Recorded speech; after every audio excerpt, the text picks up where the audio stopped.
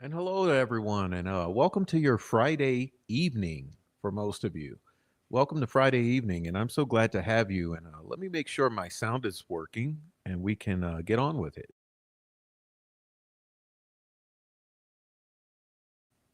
All right, looks like we're good. So, welcome on in. And I appreciate everyone being here early. Apologize for the delay, but I'm dealing with logistical things, and wow. But let's see who we got in here, and we'll get started.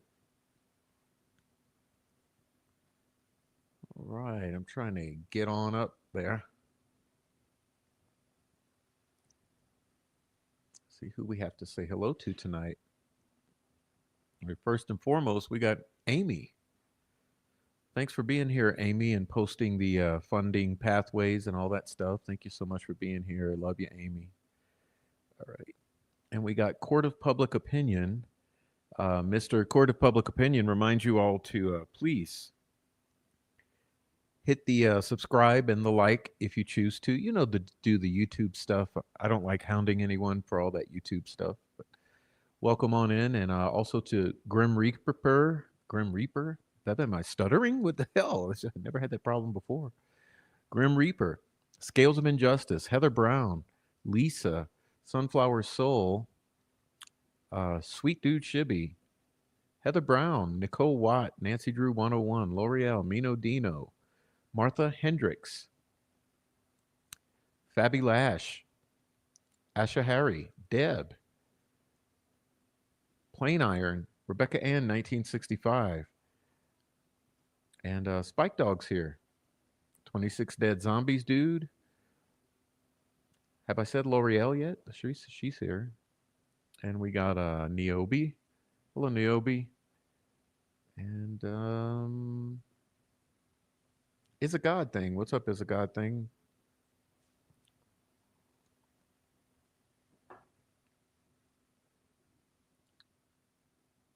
Martha Hendricks. Nobody Nothing 1717. All right. Dina's here. Dennis McKean's here. And Mrs. P. Thanks for being here. Also, Ninja Warrior Assassin. Thanks for being here.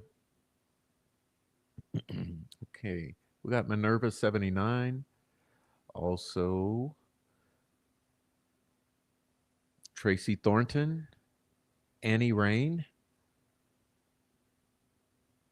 Digital. What's up, Digital? All right, and we got Lisa here. What's up, Lisa? Catastrophe. What's up, Cat?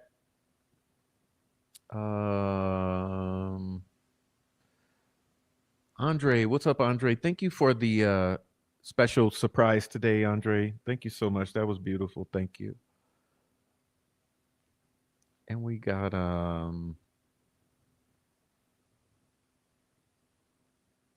Rhonda Holton's here. What's up, Rhonda? Okay. Kathy S. What's up, Kathy? Mimi's here. Who else is in here? Lowered Customs. What's up, Lowered Customs? Good to see you. What's up, Mark? Mark Ellis is here. What's up, Mark? All right, we got Debbie Fox, like number 49. Thank you, Debbie Fox. Thank you, Debbie. All right, who's your daddy 11? And look, Kay is here. Just keep it simple. All right, y'all. Let's see. I don't have all day.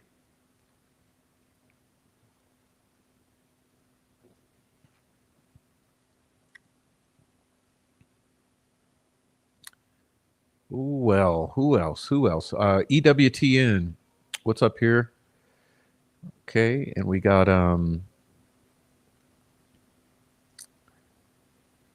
man. Pam Sheehan. What's up, Pam? All right. Am I running slow tonight? I just feel like everything's like I'm really slow. What's up, Untamable? Fur Baby Daddy's here. What's up? All right. Dawn Steele. Hey, Dawn. Eliana Davidson. What's up? All right. And we got Goddess here. All right. Thank you for being here. Stephanie. Hey, Stephanie. Okay. Pinky and the Brain. Welcome in. Okay. All lurkers, you're welcome to join too. Lurkers are more than welcome here. As long as you're nice. It's also you're feel free to hate watch. Okay, who else? We got Mimi. All right, hey Christina and Frenchie 6290. What's up, Frenchie 6290, y'all? All right, Bex here. What's up, Bex? Miss D My. Okay. Long time lurker.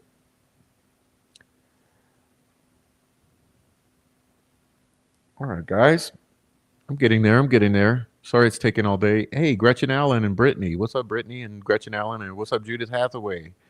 And Tracy Thornton. Hey, thanks for the super chat. Let's support the channel. I missed you all. We missed you. It was only been a couple days. But welcome in, Tracy. Thank you. Colleen, what's up? All right. Barbara Borman. Hey, Barbara. All right. I think we've got through here. Okay. Oh, we got Royal Wee. What's up, Royal Wee? And Marianne Foster. I see you. Basically a detective. What's up with you, too? There you go. All right. Is the preamp not working? I think it is. All right. Who else? Trixie's Creations for you. Welcome in. And if I've missed you, please just go ahead and drop your name in the chat right quick if I miss you. I'm sorry if I miss you. Dirty Diana, what's up? Okay. All right, the whole crew. The Amber Light, what's up, Amber Light? Okay, welcome into the channel. And Mark Ellis, thanks for the super chat again. Keep up the good work. Thank you, Mark. All right. And I did get your email, Mark. I don't know if I replied to it in time or not, but I did get your email. All right. What's up,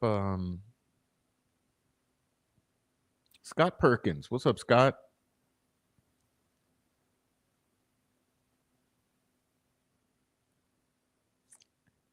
Abby had a gray jacket and a red shirt underneath. Off the bridge, she had a red sleeves and a gray shirt. We're going to keep looking at that. We did some looking at there seems to be a disjunct between on the bridge and off the bridge, but we'll check that out. What's up, Old Mort, New Mort?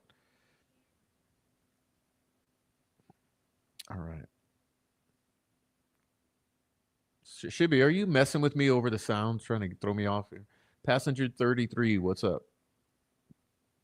All right. If you can't see everyone else's chats, you're probably in the small channel. Everyone, we run on 2 channels simultaneously. Okay, we have the Prof and the Prof True Crime. So if you happen to be over on the Prof True Crime, you'll probably only see a handful of people there. That's the low-key chat over there. But if you want the big group, come on over to the Prof, and we appreciate you for being anywhere you are. Also, those on the replay. Thanks for being on the replay. All right. We've all been gaslit for 8 years. Yeah, I know. Yeah. It's been quite a week, hasn't it? What's up, Mar R? Hey, Mar, look, I saw you hanging out with some trolls the other night.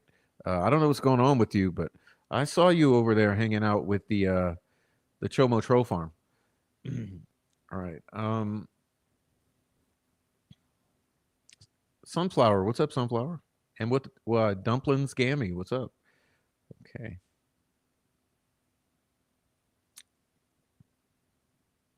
J Rock.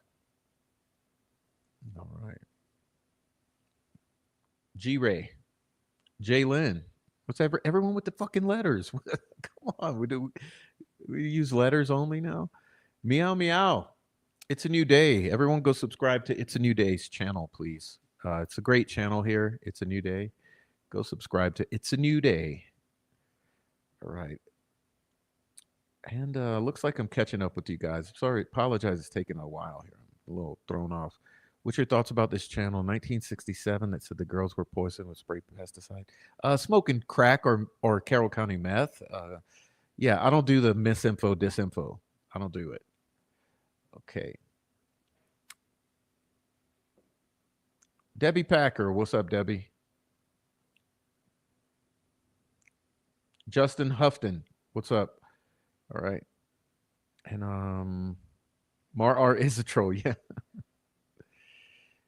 All right. Trial Junkie. What's up? What's up, Trial Junkie? What's up, Bree? All right. We're getting there. We're getting there. I apologize it's taking so long. You guys are bored to death. All right. Yeah, I got chewed out. Okay, so you guys laugh, man. You don't know. I've probably got 250 people or accounts blocked on this channel. It's amazing because we had some rando come in yesterday or day before. And he just let me have it, man. He just let me have it. He let me have it, and then he announced his exit. He's like, "You suck. You this. You this. You this. You this. This show. This introduction. This show. It's lame. Blah blah blah blah blah blah blah blah blah. I'm out of here. I'm never coming to this channel again. I'm not even watching it." Block. All right. All right. I think we're good. What's up? Faith Ross coming in. All right. All right. Faith Ross, Farmer Girl, Cinesplat. Oh, it's probably yeah, a little jealousy. A little jealousy goes a long way, Gray Hughes. Speaking of that, we're gonna do a little. We're gonna do a fundraising goal tonight, and piss you off with fundraising. If that pops up, it's kind of funny how that randomly pops up as an option for me to do. It's not always there, so I can't even do it if I wanted to. If it randomly pops up, it pops up. Okay. Too bad we can't piss Gray off as much as I like to. All right.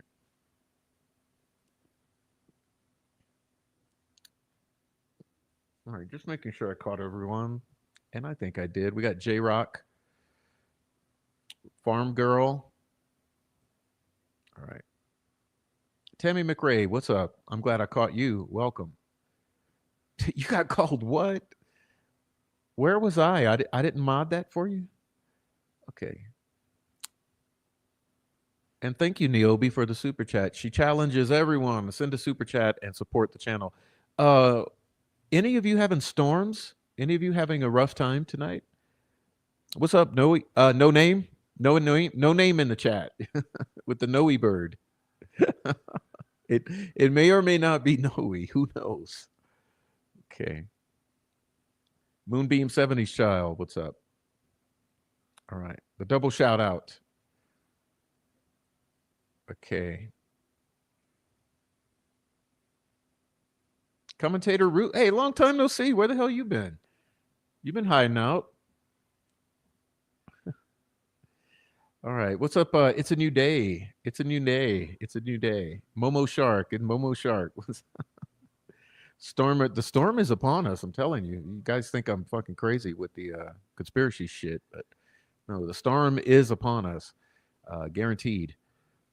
All right. It's windy-ish. Okay. Well, we had snow today, honestly. You guys want to know about me? Yeah, we had snow here today. And we happened to be out doing errands and doing what we needed to do. And we got caught in the snow. It was not fun, but it was fun enough. Yeah, we had snow today. What's up, Marie Kelly? And thank you, Mark Ellis, for supporting the channel. All right. Jennifer, what's up, Jennifer? Welcome on in. And did I say hi yet, Mimi? Okay. It's hitting your area at 10. Okay, well, God bless. And be careful. Crystal, what's up, Crystal?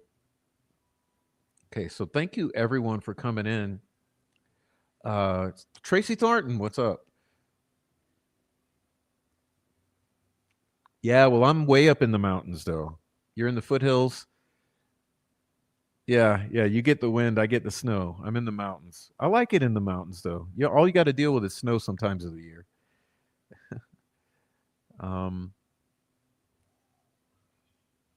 I would not have it any other way. Like I just am very happy with where I ended up in life, and it can always get better, and things can be even more lovely. But no, I like it. I like my location. What's up, 5 Green Acres? All right, so you made it in. So everyone's here, and thanks for being here. Apologize for the delay. I'm going to be sipping my refreshments. All right, Scales of Injustice. What's up? All right, so happy Friday, and man, so some really interesting things have been happening today, and so we're going to do a little talking about that, and then we have a special guest, a very special guest for you, and I don't want to say it until we're ready, but I think you guys will be happy and excited and entertained by our guest tonight. We'll be able to discuss some very interesting things, hopefully, and enjoy some time together. And so I am so glad we're rolling and everyone's here. And thank you all so much, everyone who watched the last live, which was called which was called Delphi, the original BG video. You have got to be kidding me. I don't know if it was yesterday, day before. It's hard to keep up with all these days, but I did that live, and I appreciate everyone who commented. There's been so many comments on that, maybe like 200 comments, maybe. So it's good to have all the commentary coming in. The past 24 hours been really great, and so appreciate everyone who took the time to watch it and leave a comment. What's up, Gravel Gertie? Who else came in? T. Crowell. Thank you. Thanks for the compliment. Nice words. Okay. Miss K came in. What's up, Miss K? Tracy Thornton might have already been here. I don't know if I missed that. Nicole was already here. Carla Ann's. What's up, Carla Ann coming in? All right. So all of you came in. All right. Thanks for coming in. All right. Yeah, it's Regis. All right. So I want to talk about a few things before we get into that part of the program. Well, yeah, let me do this because I'll do it this way. You can't make this shit up. I'm telling you. Okay, so we'll start like this. I'll share the screen a bit. Maybe I should do like this. There I am. Okay, so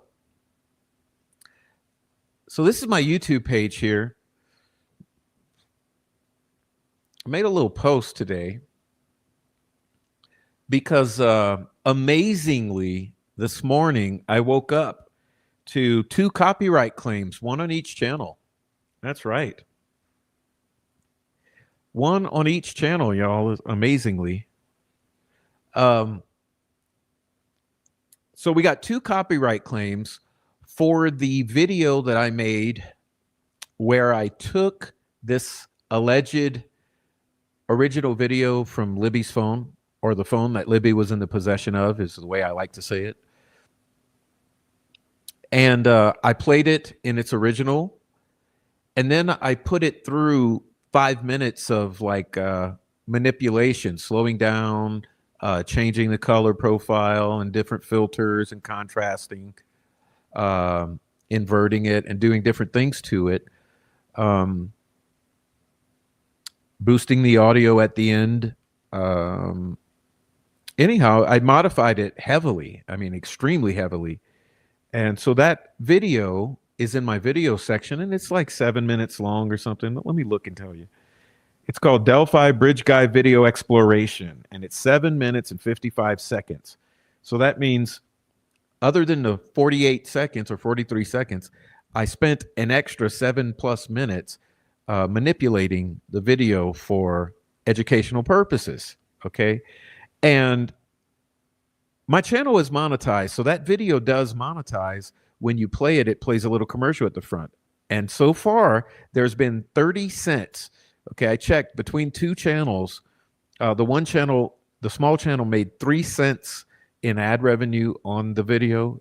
And then this main channel made about 20 something, 27, 28 cents in ad revenue. And so I woke up to both of them being copyright claimed. And I said, what in the world? That's not right. So I looked into it, and it's from Gray Television Group, Inc. Or that now understand, the way that YouTube copyright works is absolutely ridiculous. I mean, anyone can file a copyright claim for any reason whatsoever. It never needs to be substantiated or anything. It's an absolute shit show with the copyright claiming on YouTube.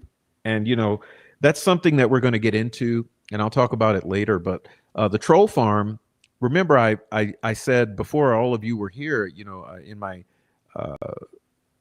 in the early time of this channel, I was talking about how the troll farm has weaponized the copyright strike system. Okay, so what the troll farm does is the troll farm will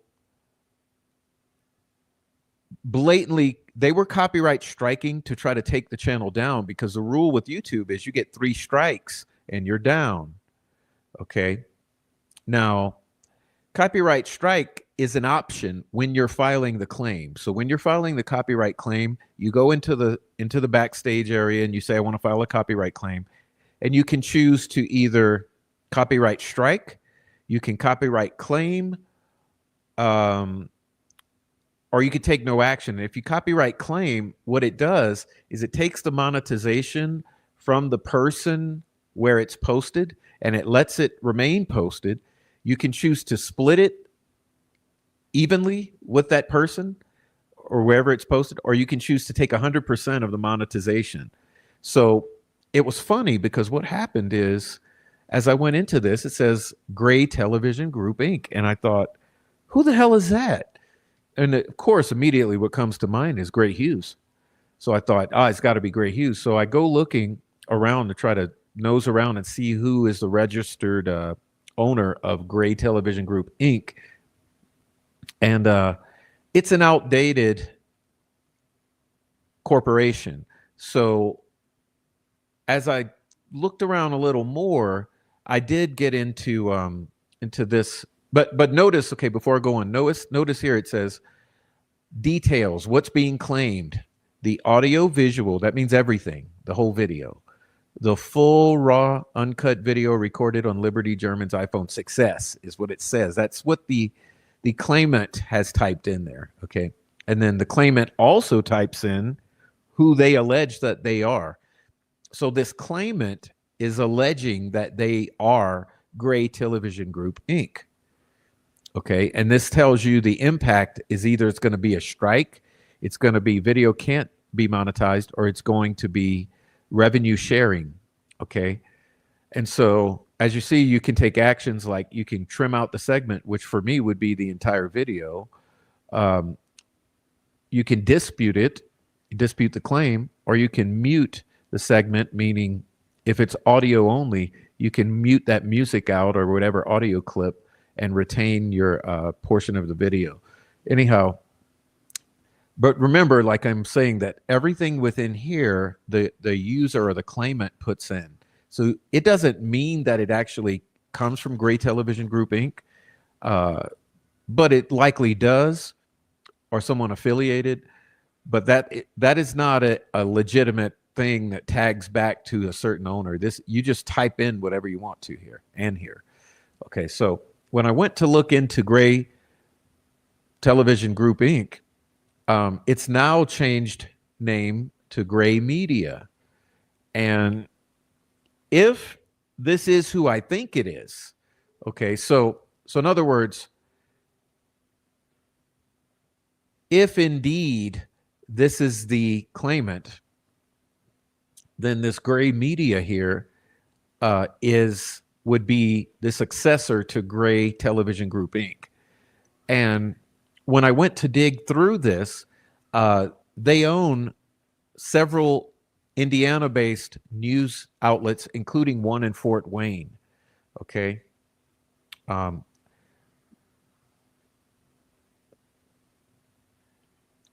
And I went and I looked at who these people are, you know, and I thought it was odd here that there's a Mike Braun. Okay, so not only is Mike Braun affiliated in the senior leadership, but Mike Braun, who happens to also be this happens to also be the name of the governor of Indiana, oddly enough.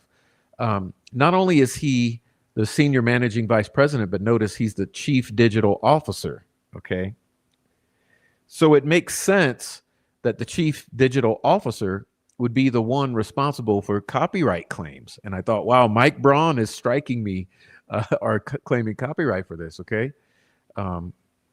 Anyway, and I did this out of sheer malice. Okay. Out of sheer malice, I put the contact info so that pissed off people would feel inclined to let them know how they feel. But okay, so that's the deal that was upsetting me, is that I thought, wow, think about this now. Think about this. The full, raw, uncut video recorded on Liberty German's iPhone 6S. Well, let me ask you, You're human beings. Don't you think that that should be property of the world at this point?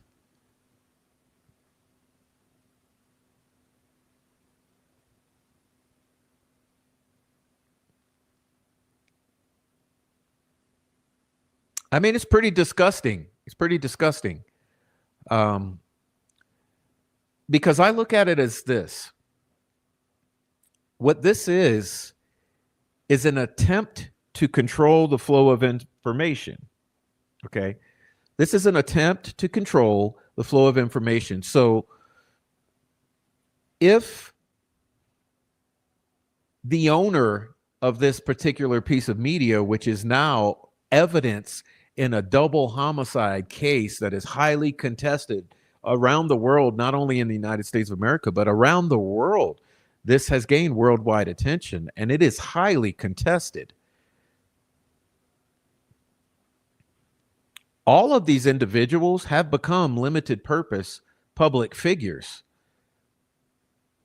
And this is a bona fide exhibit from a double homicide trial that is highly contested and of intense public interest.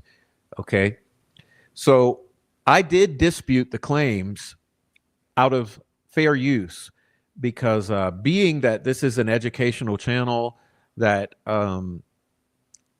I provided educational content through my modification of the original content. I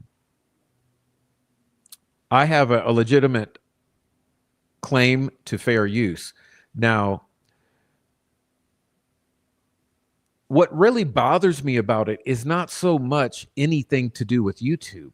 It's really more of an ethical or a moral. It's a moral dilemma in my mind, because if you are looking at the fact that this front, so look at it like this. This is a front group, okay? This, or I should put it here.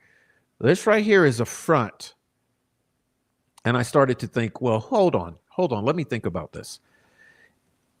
If this person or this organization, this corporation is claiming ownership of this public property, okay, meaning this means as an incorporated business structure, they are claiming ownership of that. I started to get real pissed because I thought, wow, the possibilities for censorship are really unfathomable. So I started to think about this, and I wanted to show you something. And this is what I want to show you. Okay. Now, 2 weeks ago, I made this post here where I'm talking about, I'm sorry, let me get rid of Sweet Dude Shibby here. Okay. So 2 weeks ago, I made this post here regarding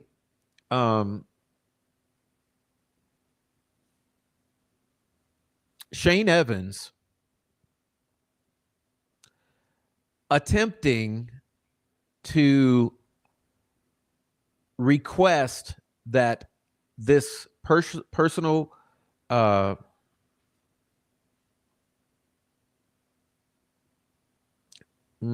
would I say it? That the matter of the estate of the girls, the estates of the girls, be closed. Okay. And I really took issue with that, especially this one for Liberty German, right?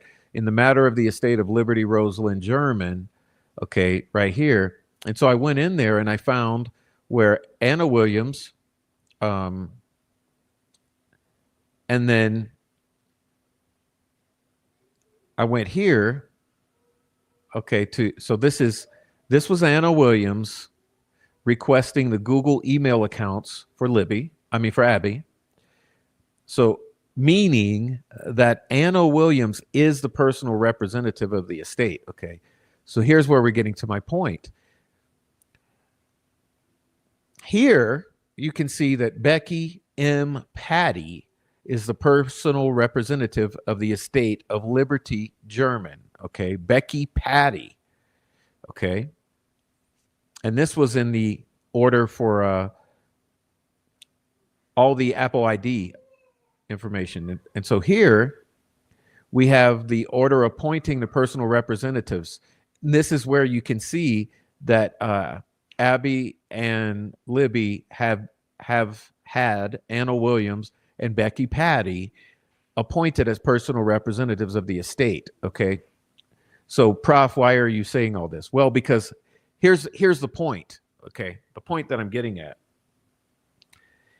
is that who owns the video taken on the phone that Liberty German was in possession of, that we have all come to know, or that has come to be known as the Bridge Guy video? Who owns it? Well, Becky Patty. Becky Patty. Okay? Becky Patty.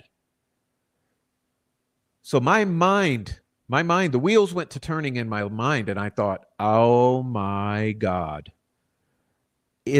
Are we looking at the case? Is it the case that Becky Patty has handed over control of this video to this media conglomerate, Gray Media? Is it this deep? Is it this deep? And I'm not saying it is. I'm asking the question. Is it this deep? Is it that Becky Patty decided she's going to allow Gray Media to have control of the Libby German iPhone footage that has come to be known as the Bridge Guy video, so that they now will have complete dictatorship over the Bridge Guy video? Okay? Because if that's the case,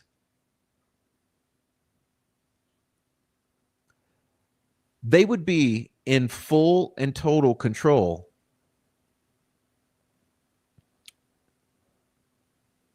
of this footage,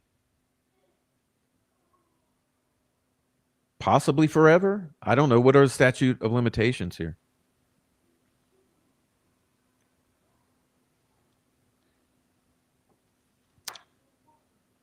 So I'm just, I've got more questions than answers.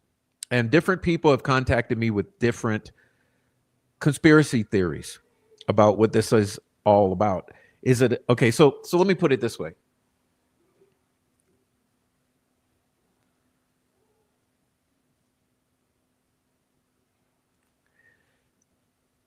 It could be a simple technical error, okay?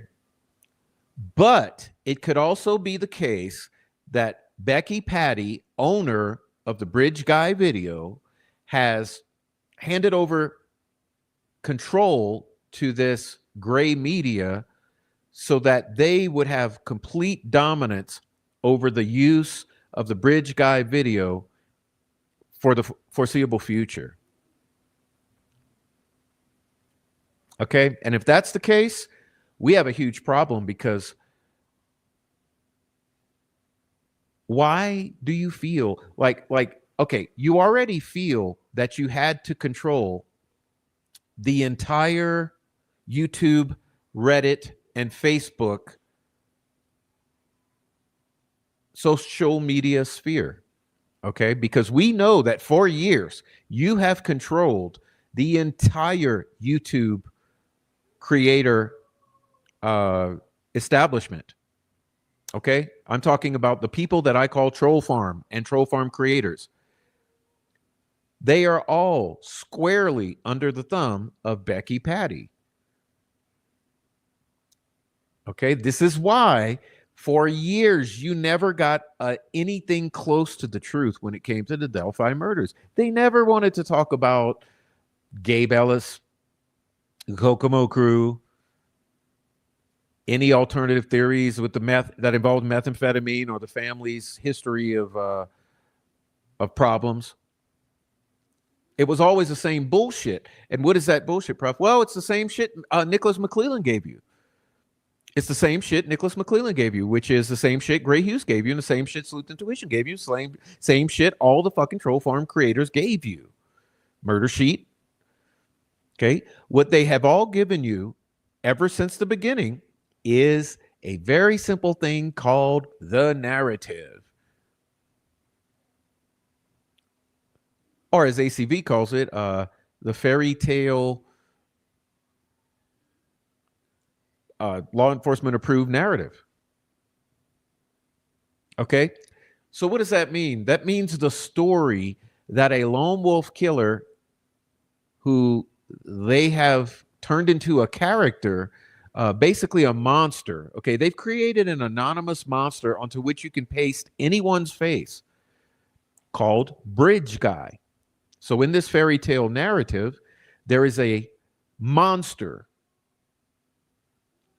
And that monster has a name. And that horror name, it's not Freddy.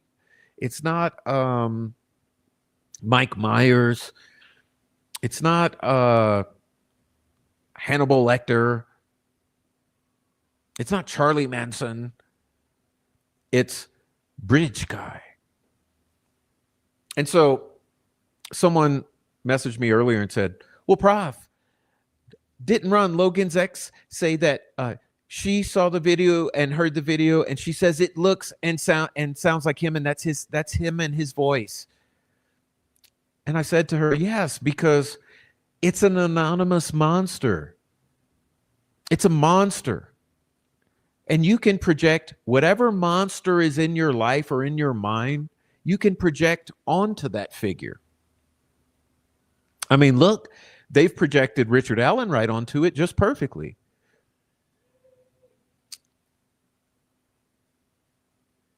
They've projected Ron Logan onto it. They've projected Keegan Kline onto it, Tony Klein onto it, Gabe Ellis onto it, Brad German onto it, all kind of motherfuckers onto it. Who are we talking about here?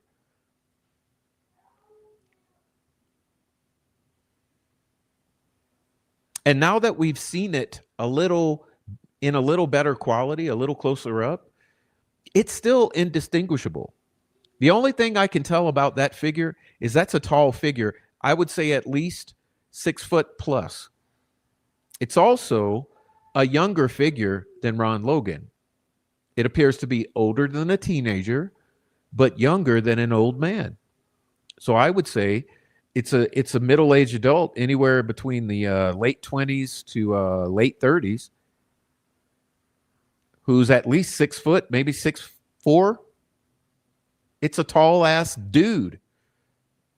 And the way that we know that, because we have done comparative analysis. We have had guys go out there, different heights, and show the height from that angle. And I promise you, that guy is at least 6 foot. At least.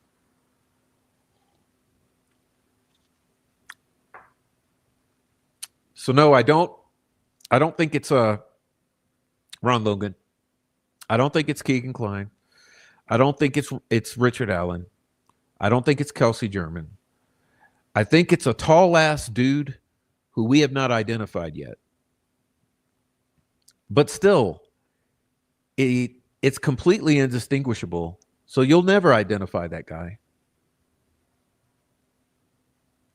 But that gets back to my point that he's an anonymous monster in this horror story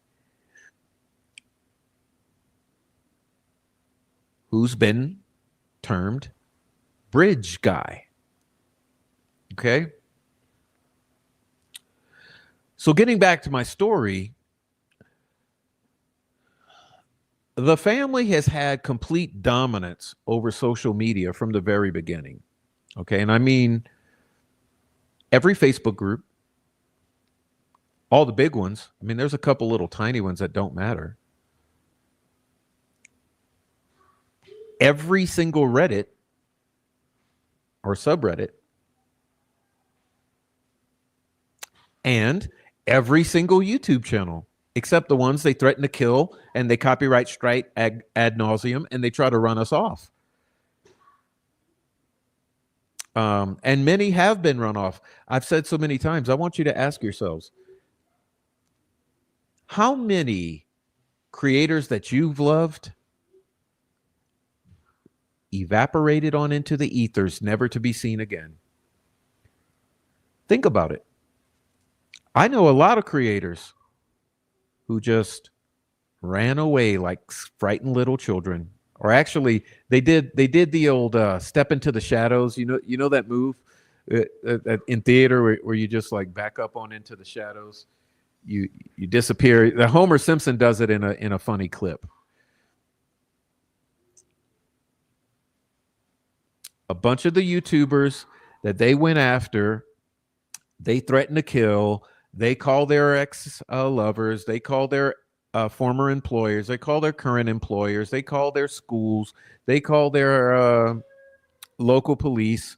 They do all kind of shit to make their lives absolutely chaotic until people say it's not worth it anymore, and they just run away. They run away. And that's what's happened with YouTube. And the family has been behind it. Okay. So this is what I'm saying is, okay, so it's not enough to control all of that. Are we really at a point now that this complete footage from this phone allegedly has now been released, and now they want to have control over that? That's what it feels like. Because it's a pattern. It's a thing. It's like, what do you expect from people? More of the same. More of the same. And it's just odd that just as this is landing, okay, Mike Patty comes out and he issues a bullshit statement. Okay. So Mike Patty comes out today and he basically says, fuck Richard Allen. He doesn't need an appeal. He should just go ahead and confess and say what he did because, it's making it hard on everyone.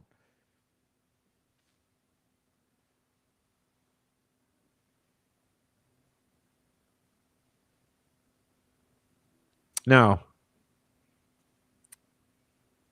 I got another thing to say.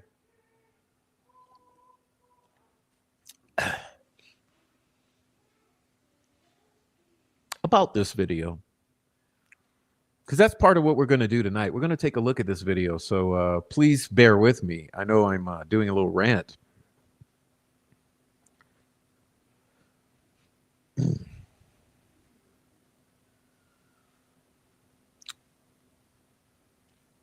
I really don't like being mean to anyone. I'm not trying to be mean, but let me say what I have to say because I mean it.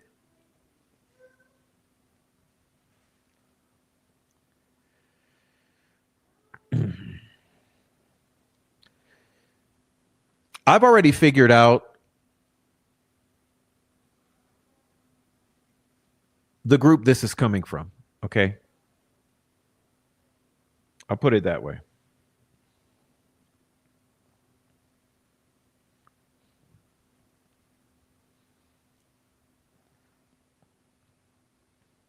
I'm trying to see. I accidentally closed out my iPad.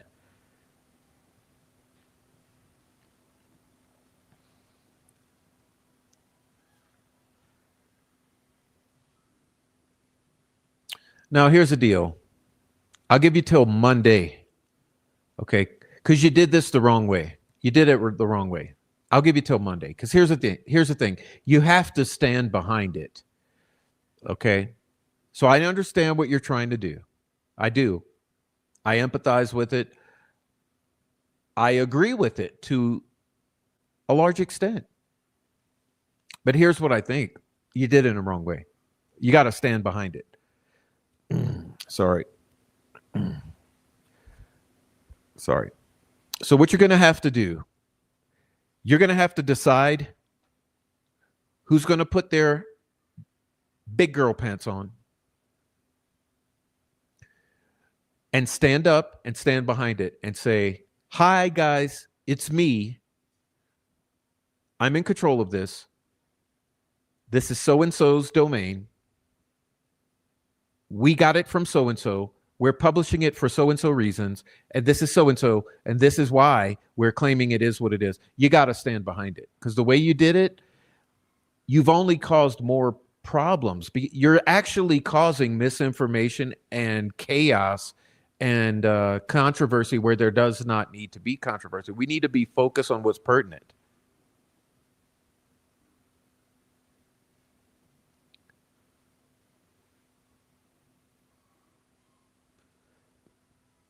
So I'm giving you till Monday to figure out how you're going to put your big girl pants on and stand up and stand behind it. It's the right thing to do. Because like this has to have credibility. Because the way it is now, there's zero credibility. Let me just say it that way, ladies. The way you've done it, there's no credibility. And that's the problem. Okay, because like people are highly reticent or suspicious of everything when it comes to this case. Okay, so what you should have done is come out using your namesake and your face and say, hi, it's me. And I'm releasing this here. And this is what it is. This is where it's coming from. And this is what it is. Because this mystery, like, did you really want to cause more confusion? And look, saying the defense released it. No, that's not good enough. That's bullshit. Because do you think people are going to believe in any words? People want to know the pedigree, the provenance of this.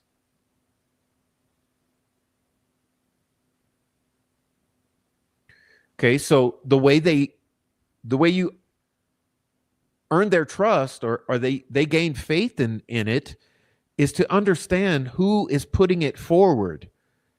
Then they know whether they're trusted or not and where it's coming from. And then, then we can like argue about the points within it. We can argue like the points of the artifact itself. We could say, look, this particular piece of media, we can argue about the details of the media, and the argument won't be like obfuscated, that we're arguing about, is this legit? Is it not legit? Where's it coming from? Who is it from? Who posted it? Who owns the website? Who owns the server? Oh, the server has also done this. The server has done that. You've created so much confusion. So you fucked up. You did it the wrong way. And there's no arguing here. There's no anger. It's just like, do it the fucking right way. Come out from behind the curtain and take credit and give people the confidence in what this is, because otherwise you shouldn't have not released it. You should not have released it otherwise.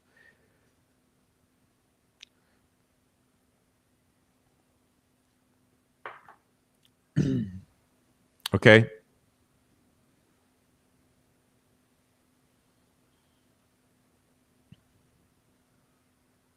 So I'm telling you now, I'm fucking pissed about that, the way this is played out.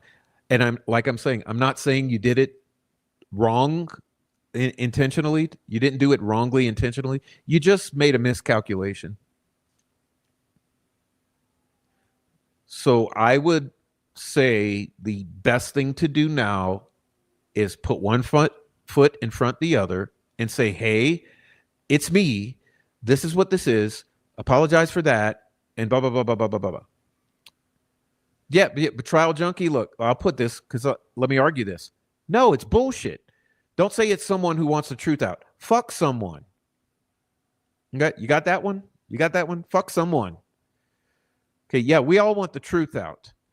But confusion is not the truth.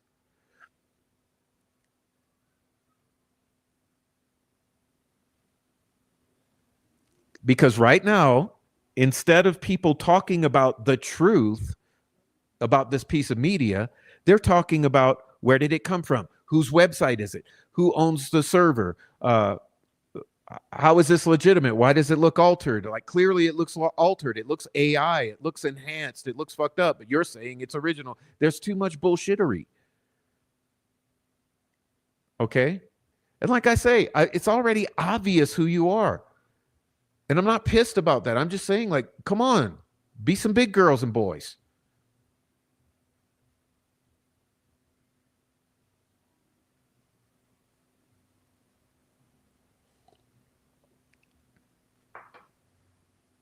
Anyhow,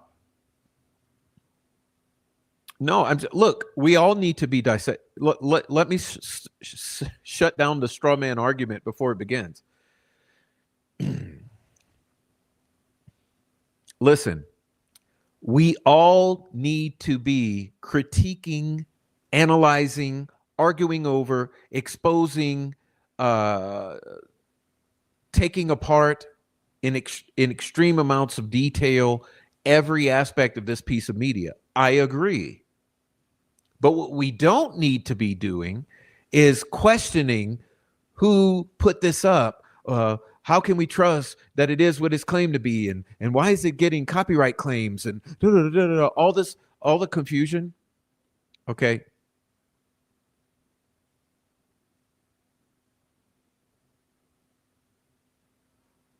Well, obviously that tells you it's a new day. Like I said, I know exactly where it's coming from. It's fucking obvious. I mean, come on, you made it obvious. And the point is not even, it's the thing is like, generally I like you up until this point where there's a problem now.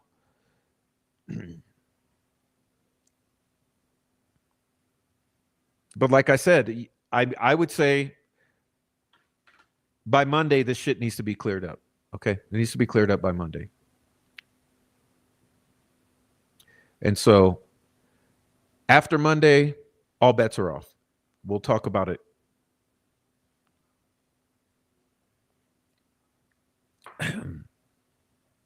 And if you get your panties in a bind, I'm sorry. Maybe you fucked up and shouldn't have done it. It's not the point, passenger 33. Come on, man. Like, you guys are arguing everything that's not the point. The point is not what they are saying. Look, I'm sure they might believe this or they might believe that. That's not the point. I'm making the point.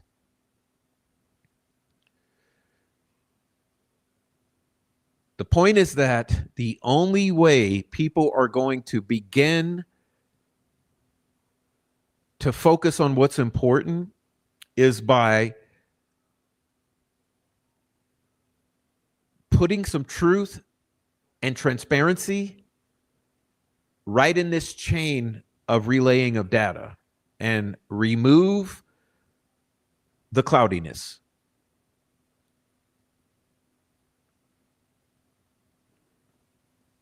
Anyway,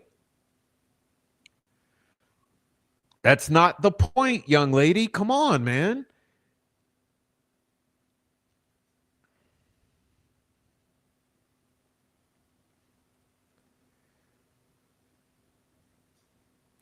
Look, right now we're not talking about the video.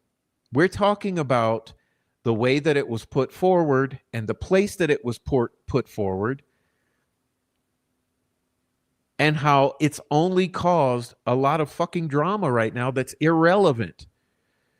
Like, what I wish you guys would understand what we should be talking about is the metadata, the pixels, the shadows, the lighting, the edits, the audio.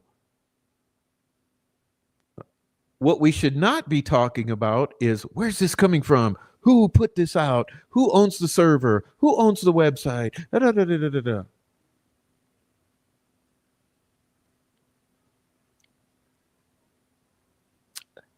So like I'm saying, there's only one way to clear that up, and that's to clear it up.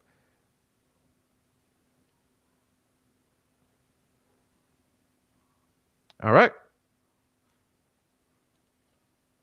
So I've said what I had to say. And like I said, we should be talking about the things that we're going to talk about tonight, actually. So everyone, thank you for letting me get that out. That was highly stressful. I mean, hey, let me put it this way. We're all supposed to be on the same team here, right?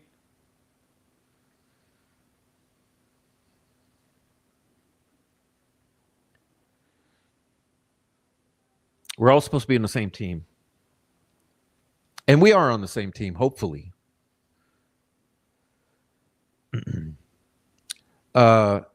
Because I want to be talking about the details of the video, the internals of the artifact, not about any of this other shit. And someone just reminded me of something. Well, I'm always late with getting this stuff. There's just so overwhelming. But let me see.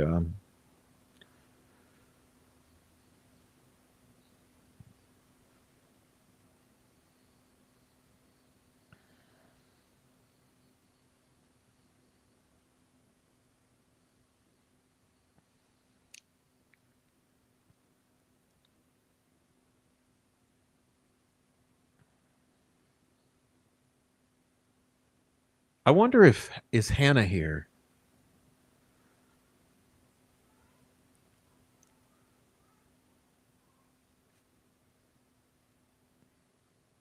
Let me see if I see it. I haven't looked at the chat so that much. So let's see what we're dealing with here. Let's see. Let's see if she's here.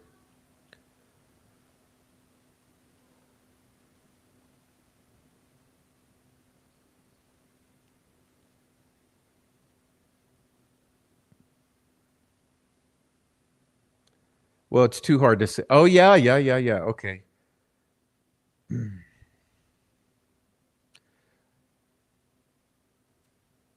All right. Never mind. I just realized I have to talk about that later. All right.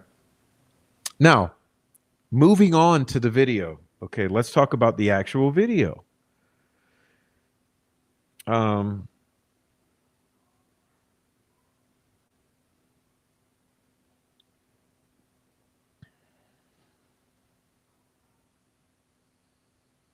Oh, I realize I'm watching on the small channel. And geez. Okay, let me see. Hey, there's where everyone is. Finally, I see everyone. Okay.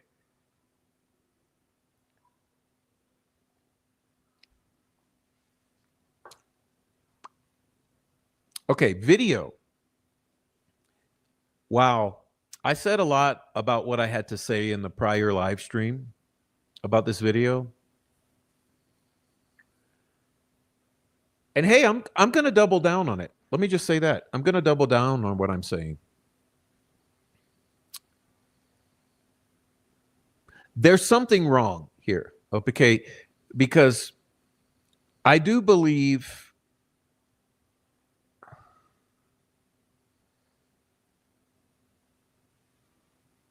it.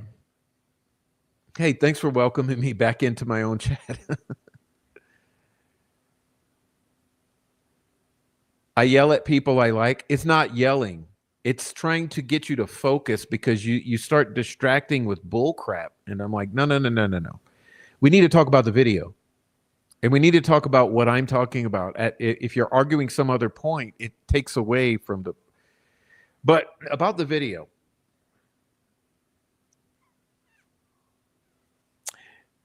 Listen, I'm not the type to say like, told you I was right. Because I don't like doing that type of shit. It's really annoying. It annoys me when people are like, I told you, so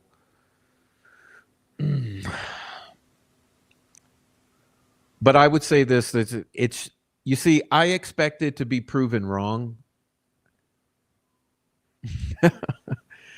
I expected to be proven wrong because I thought when this video would come, it would look authentic.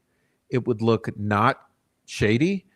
And it would At least show me what really happened in space and time with these girls. But I don't know. There's so many oddities. But anyway, that's what we want to do tonight. So for let me just I see that our we're just about ready here.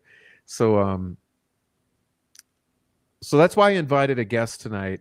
Uh, and I'm so happy to have a guest tonight because she can help us. We can all talk together, and maybe we'll figure out how to look at this together. Um,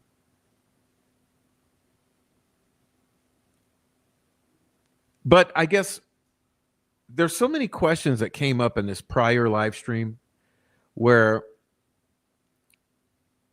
it's not only the video itself, but it's the A/B comparison, because you got to really ask the question: why in the world were we given a lower quality version of the visuals that existed? Let me ask you guys that out in the chat. It's a serious, like, it's a really,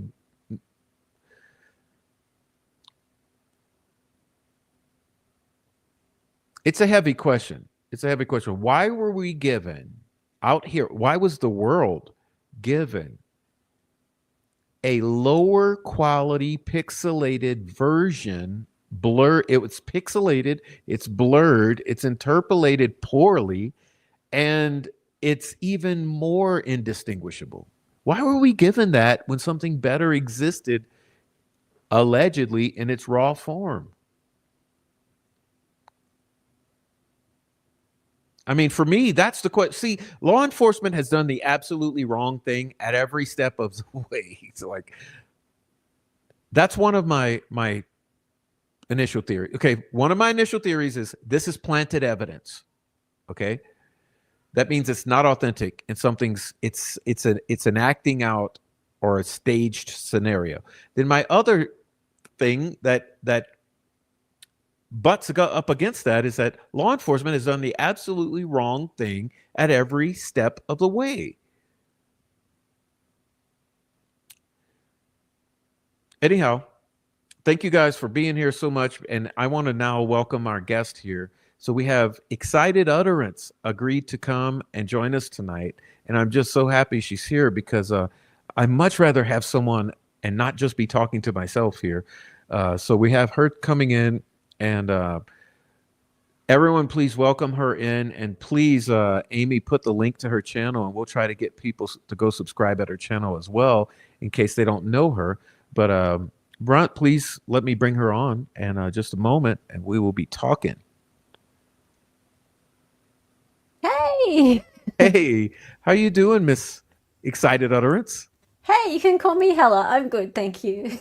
Okay, good to see you. Do you go by Prof or do you have another name you like to go by? Prof works fine. Cool. Do excuse me, I haven't really been watching your channel very much. You're on mid-afternoon for me. So it's uh 1 p.m. on Saturday afternoon over here. I'm all the way on the other side of the world. Oh, it's our Friday night, so Yeah. it's the perfect time for me. So I don't know about you, but it's just a perfect time. Maybe we have this yin yang in in time frames that works out. Yeah. Yeah, so sometimes I'm watching YouTube in the afternoon, but I usually stream about 9 a.m. my time, which is about 7 p.m. Eastern for you guys over in the US. So yeah, a bit earlier. Nice. So let me ask you some questions. How long have you been Sure. doing your channel on YouTube here? About nearly 2 years now. Nearly 2 years. Oh yeah, me So too. Just about. Yeah. yeah, yeah. But I've only really been doing the image analysis stuff for the last couple of months. And it's only been because a need kind of popped up. So I'm a graphic designer and a lecturer. So my day job is actually teaching people how to use software like Photoshop and InDesign and Illustrator, mainly Adobe softwares, Canva, things like that. People come to me to learn how to do graphic design mainly, but sort of interior design and all sorts of design theory, but with the softwares that are industry standard. So I've been doing that for longer than I'd like to say. Yeah. So your eyes Yep. and fingers know the software fairly Yeah. well, better than I do for sure. Yeah. Yeah. I don't know what your background is. It's absolutely terrible at anything with graphic designer. Fair enough. You Fair know, enough. I got to confess to my listeners, the only way I'm able to pull off my thumbnails is Canva. Yeah, Canva's pretty Yeah. good. Yeah. If it was not for Canva, I mean, I basically would not have a thumbnail. So Yeah. I use my eyes and I use my ears, but no professional experience. And I'm glad that you do, because we have consulted with several career graphic designers in these Mm, past couple years, and we can talk about that later if you want. But we mm, have several. There's been a lot of concern from the Photoshop experts about some of the media attached to this case, and so that's why sure. I know that recently you did a look at this footage that has just been released, Yep. and you did a comparison to the older prior released footage, Yep. and everyone in my channel was asking for that, and I was going to do it myself. And Mm-hmm. when I saw you do it, I thought, oh my God, thank you, because this is what needs to be done. And it's good to have you here and have your insights. And I think maybe together, Yep. if we're able to look at it and show Sure. our people, and we have so many amazing commenters, they may be able to all together, we may be able to really get some insight into this, because Mm-hmm. for me, there's not a question of whether this older footage matches this new release. It clearly does in a way, Mm. but I'm just taken aback by how good this quality looks in this original, allegedly original footage, how good the quality looks compared to how terrible the quality looks at that original release that's we've been obsessing over for 7 years. Well, there's reasons for that. Oh Mm. yeah. Mm. Well, that's what. Well, Yeah. what is your main takeaway or the TLDR? Well, it's really quite simple.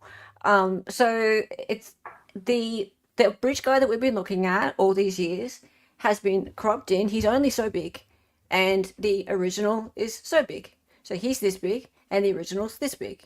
So he's only taking up this much real estate in pixelage compared to the whole frame, which is this big. And so we've been looking at this guy, he's this big, and he has been blown up, interpolated, resampled, whatever you like to call it, using an algorithm, which is a bit old as well. So using an old fashioned algorithm to make up pixels out of nothing, basically. And so we've been looking at something that has been, yes, altered, but upscaled from a really small amount of pixels.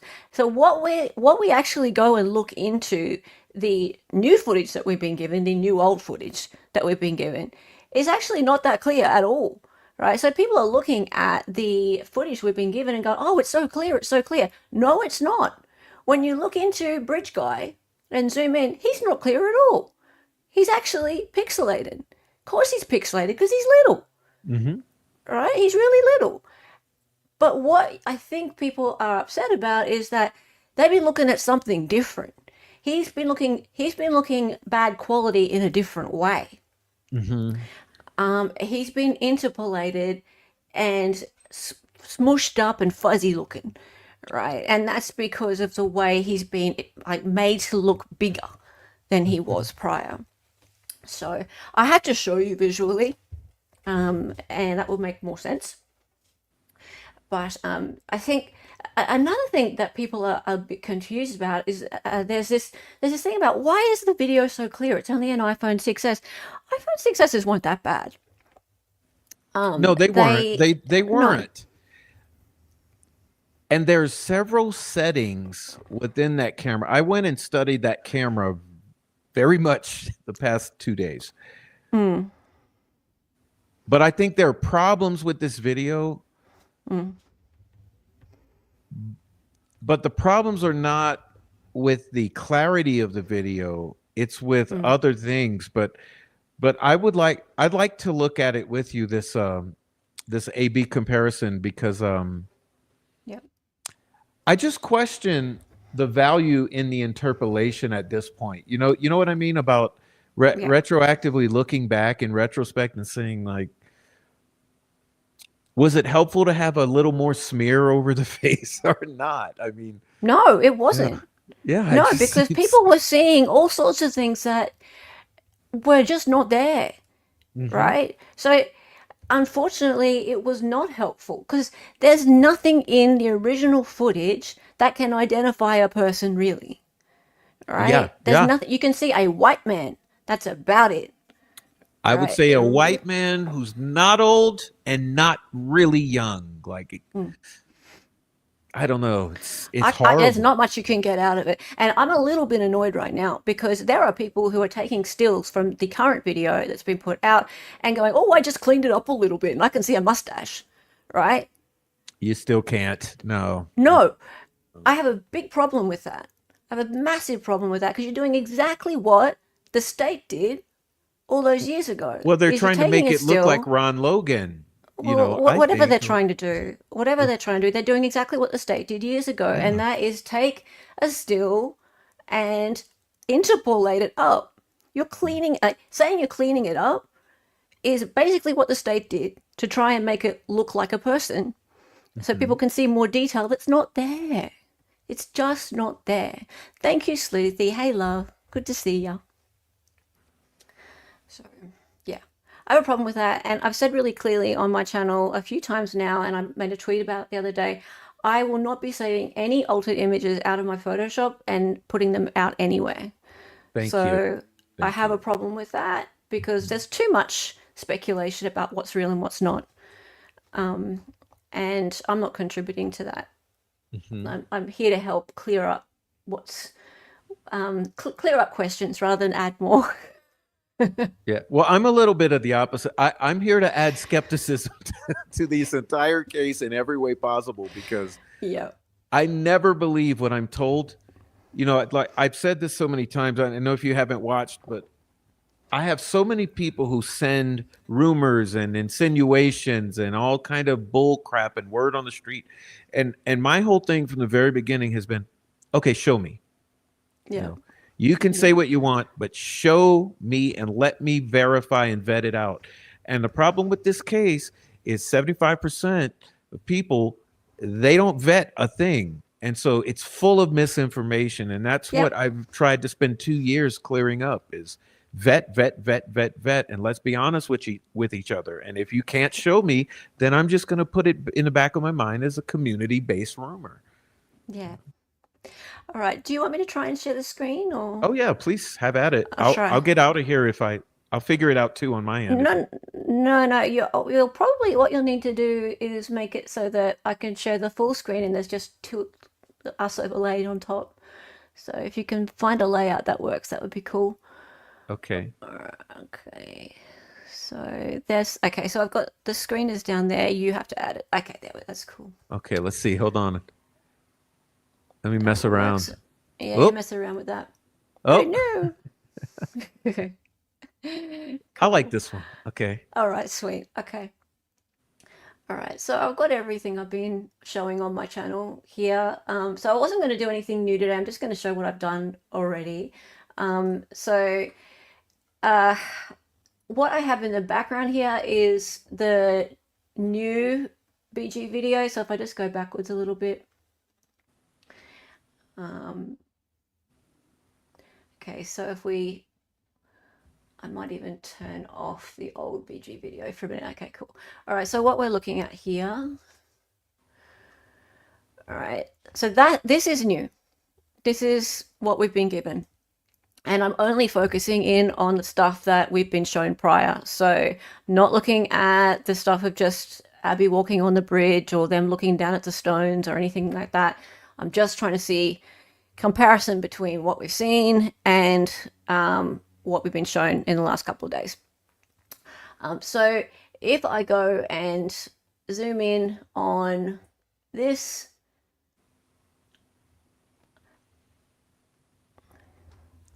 this is Bridge Guy. This is actually the true pixels of Bridge Guy Let me ask you that then, exist. Yep.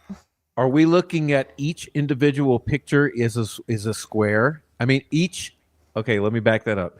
Yeah. Each square is an individual pixel. That's the level of depth we're at. Okay, Yes. thank you. Thank you. This is it. This is all there is. Okay. All right. So there's nothing more to him than that. Right.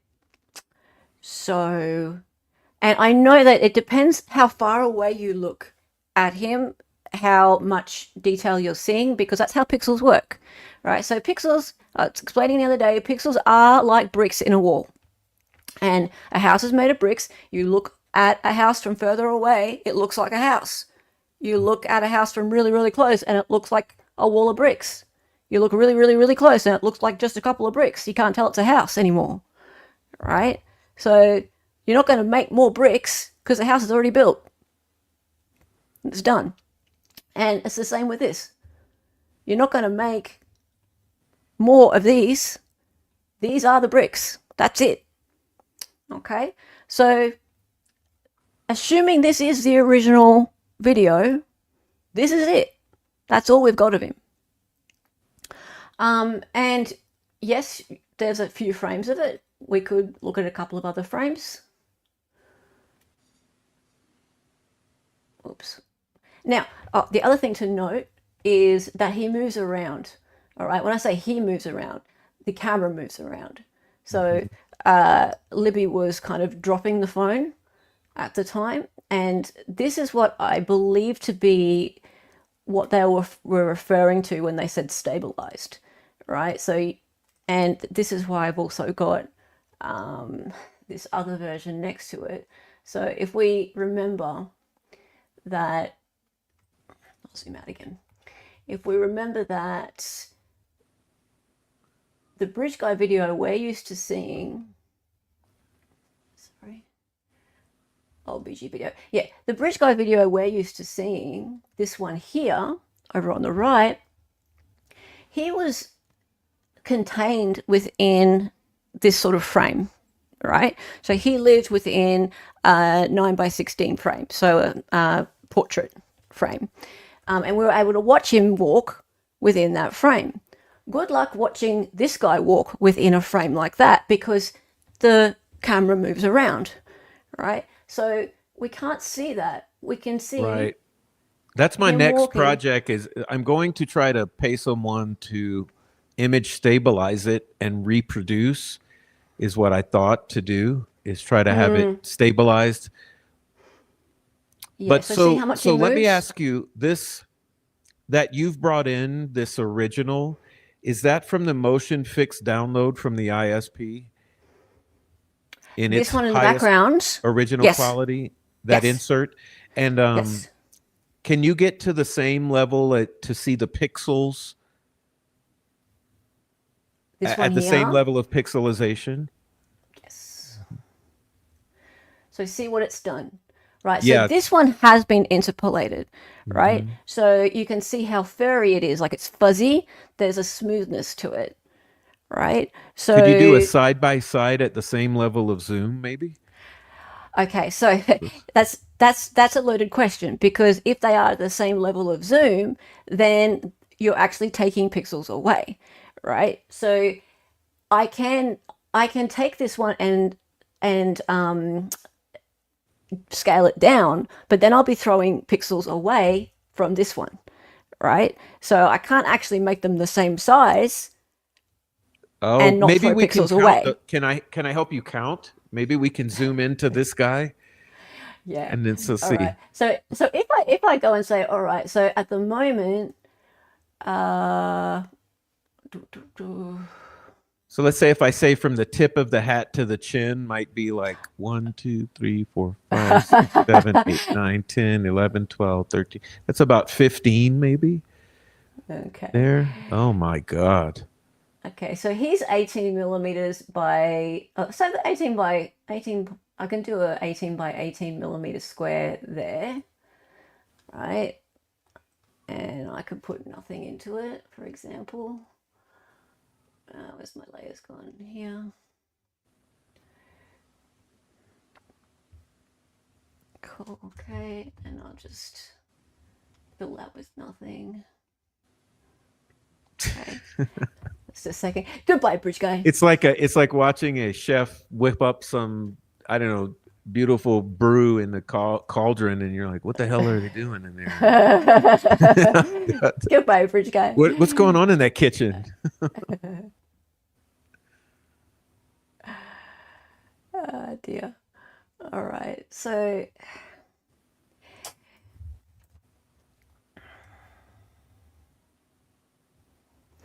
some of my dialog boxes are turning up on another screen whilst I'm doing this.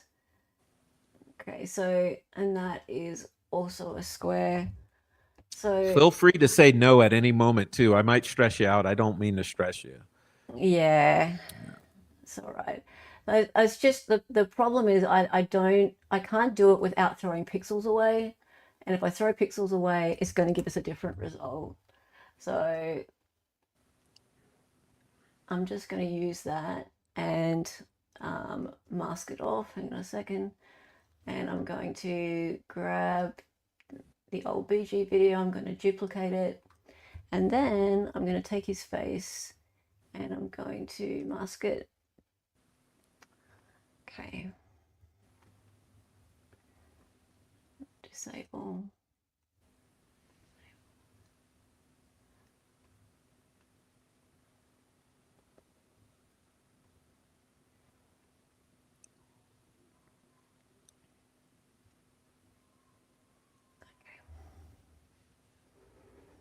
All right.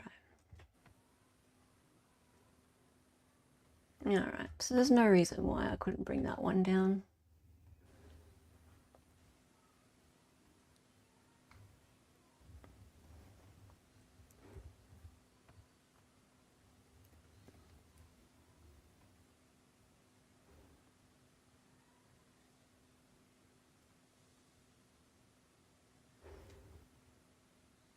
Ah,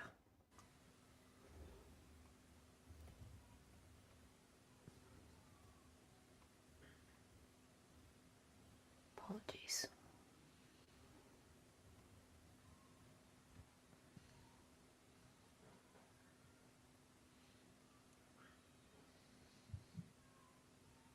Keep talking whilst I work. Oh yeah, no, take your time. Take your time. We're gonna ask that Jim.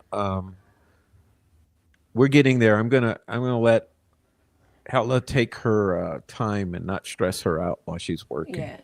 Yes. Yeah, I mean, you know what I'm thinking. So I'll riff. I'll riff right now.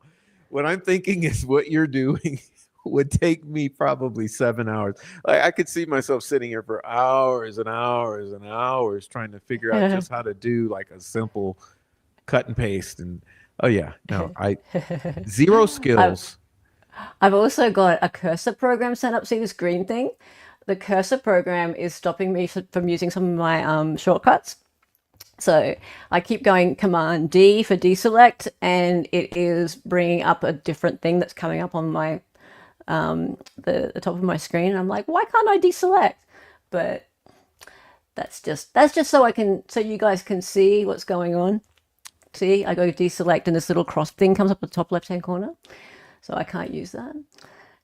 Anyway, so I should go select. I have to go actually up into my menu bars for that, which is so unlike me. So if I go 18 by 18, like I said before, 18 by 18. Sorry, you can keep talking now. There we go.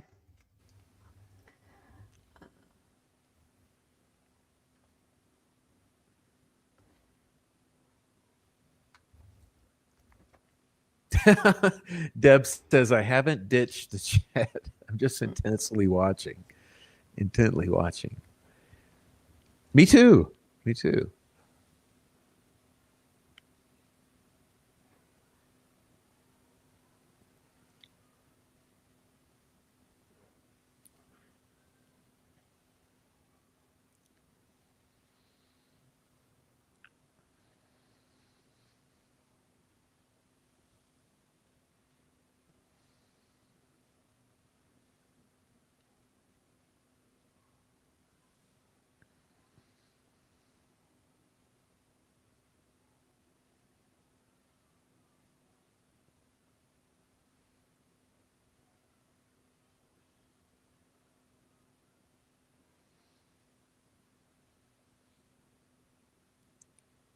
Yeah, we're all good. We're just chilling.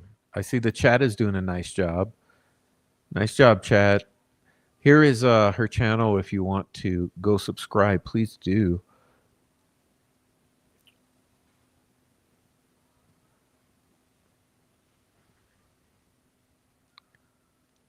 All right, let's see. Yeah.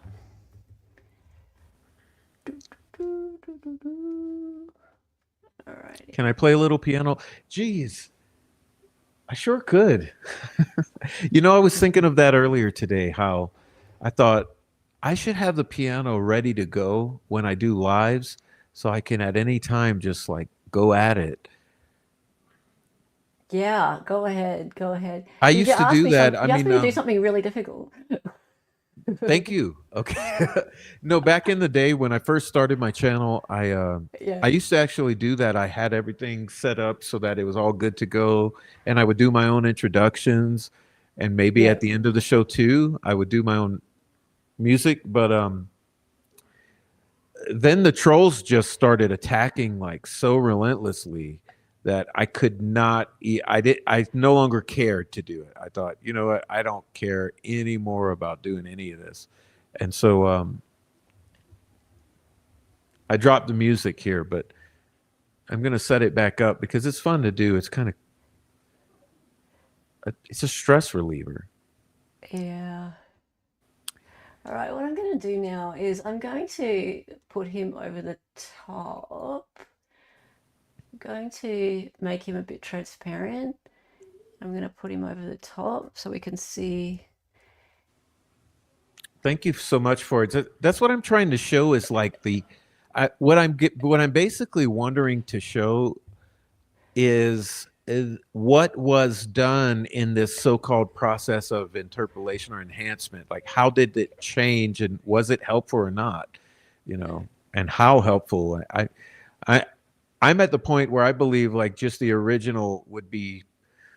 I haven't seen the A/B comparison, but I think like why not just why mess with it at all? Like I'm there's gonna, more I'm gonna, experts in the world than there are working for Indiana State Police. So they could have like released the original and let all the experts in the world go at it as a crowd-funded sort of effort. so I've just changed the color of so on the left is the BG video we've been looking at all along.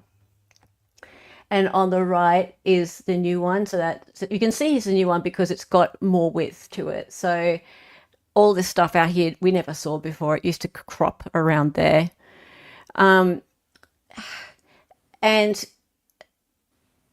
can actually see there's less detail. Yeah, that's what I'm saying. Yeah, there's less detail, and the reason there's less detail is because what they've done is they've interpolated it, right? So they've they've let the software make decisions as to where to split pixels and make new ones, right? So, and the software in 2017, or actually it would have been 2019 when the loop came out, wasn't that great, right? I just want to thank Hella for going through all the work just to get us side by side. We asked for that's all right. I'm actually a little bit impaired doing it on stream because I've got this cursor software up, which is stopping me from using my key commands that I'm used to having. So sorry about that. It took a little bit longer than it should have. Um, but Ooh. yeah, you're right. Um, but yeah, it's you can see that it's all smoothed out and blurry, right? Whereas the original, if this is the original in the background, it's it's hard to say that it's sharper, but the pixels are more original, as in true to form, right? So they haven't been screwed with. Um, there's but the other thing I just need to notice, there's not much there. Like there's really not Yeah, much I mean, there. honestly, all I'm seeing, if you would ask me my amateur observation to my eye, is like all I'm seeing is sort of a smoothing of the colors. Like Mm, not really, so in other words, if you look, I wish you could see my mouse, but say mm, if you look at the original, in other words, this full screen, if you look at the nose, you see mm. how where the nose is, the Yeah. colors sort of go across the nose in Yes. and make a squarish or rectangular Yeah. formation.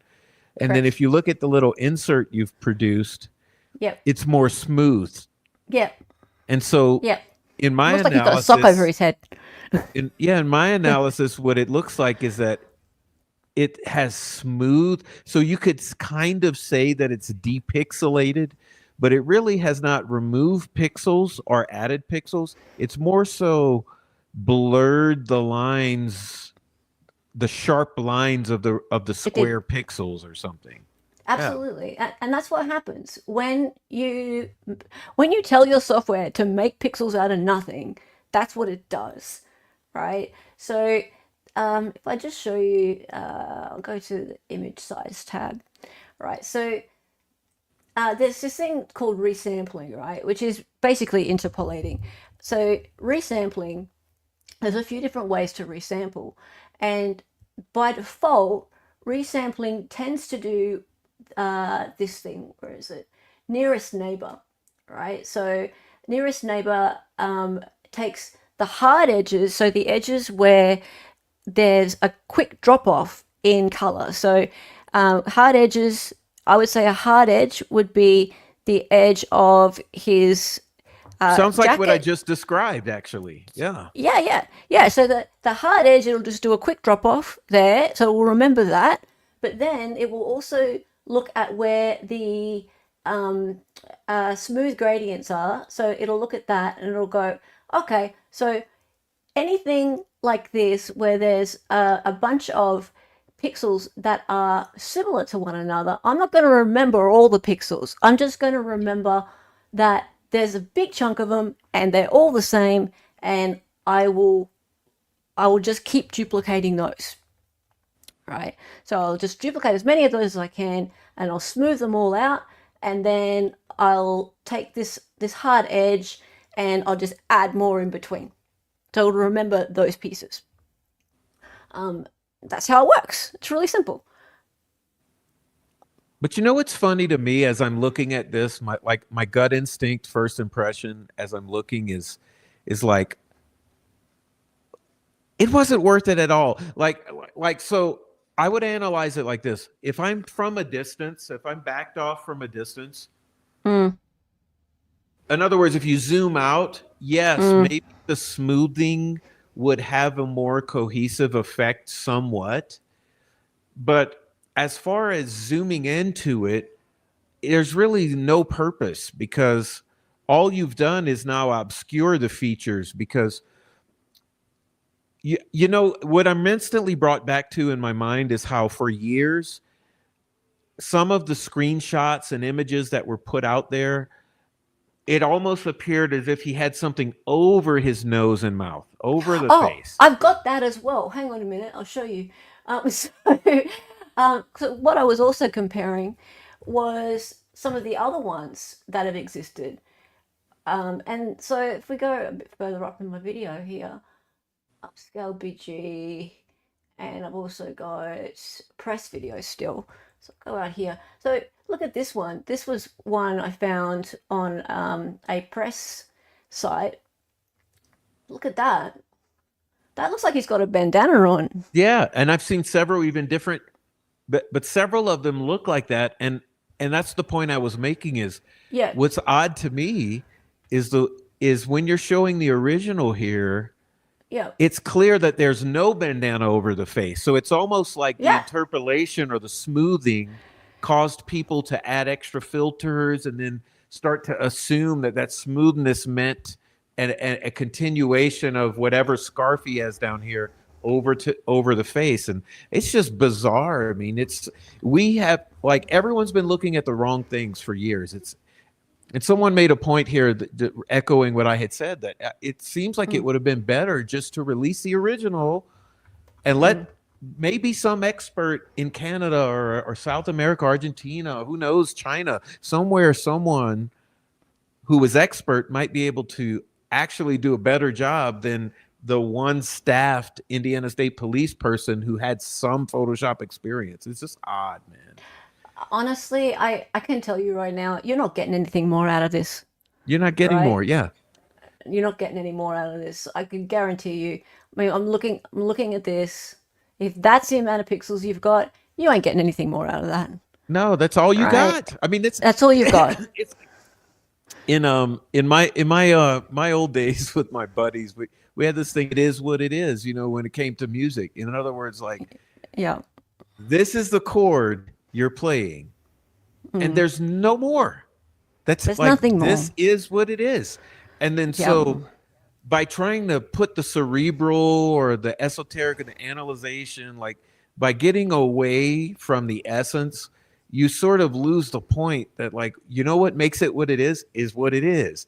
And this is what I'm seeing here is this is what it is. And it's not, it's really, you know what I've done? I have looked at the comparisons of individuals out there taking measurements with height Yeah. and all and the same time of day and actually the same day of year and that sort of stuff. And what you Mm-hmm. can tell is that no matter what is coming from this sort of deal, what you can get from the actual zoom out with the characters and the planks in reference and the shadows is that this guy is at least 6'0". Okay, so that's interesting to Yeah. me. That this is a tall guy. That's all we know. And that this is what it is. Like, could you please show that AB comparison again before we Sure. scrap it. You took so much time to make it, but No, it's all right. Sorry about that. oh, please don't apologize. No, I think it's Yeah. good for people to see. Let me blow it up again. Let's see. Sure. Yeah. There we are. But I was going to show you. I have Sleuthy's comparison of the squashed one. You probably already showed this. The squash still that everyone was looking Oh at for yeah, 2 years. yeah. Please show that too because I've Yeah. posted it several times, but no, it's Yeah. so odd to me. Let me riff on that, and while you're looking for it, that what's so odd to me is that they would take what is clearly a more healthy weight, tall individual, and they would Mm-hmm. try to squish this guy and make him shorter and more overweight. Like Mm-hmm. that is just bewildering. It's pretty weird. Like it's just it's very um misleading. It's as simple as that. It's very misleading and it's just wrong. It shouldn't And you happen. know what else happened? The it wasn't just the smushing, but the colors changed too because it when we go Oh yeah, the back through colors the did change. Yeah. Delphi archives, when they released that squished image turned the jacket almost well, no, it was opposite, I believe, Mm. where it was blacker, and then as time went by, it turned more blue. And I Mm. still question, is it black or is it blue? And It's is it definitely blue. No question about it. Like I mean, it's I haven't seen anything where it really looked black. oh, we got to get you the OG Delphi, like weird initial releases before any of the before any of the downloadable releases, that there were these black jacket shots, and it's like, who the hell is that? Why does he turn blue eventually? And Why so is he blue? yeah, so maybe the question is, why was he black, or why Prof. was the jacket black? He's always been a older white guy in a yeah. Let me let you Thank you, pull that up. Untamable. Yeah, hang on. It's just gone missing. Just a minute. I'll get it off Sleuthies.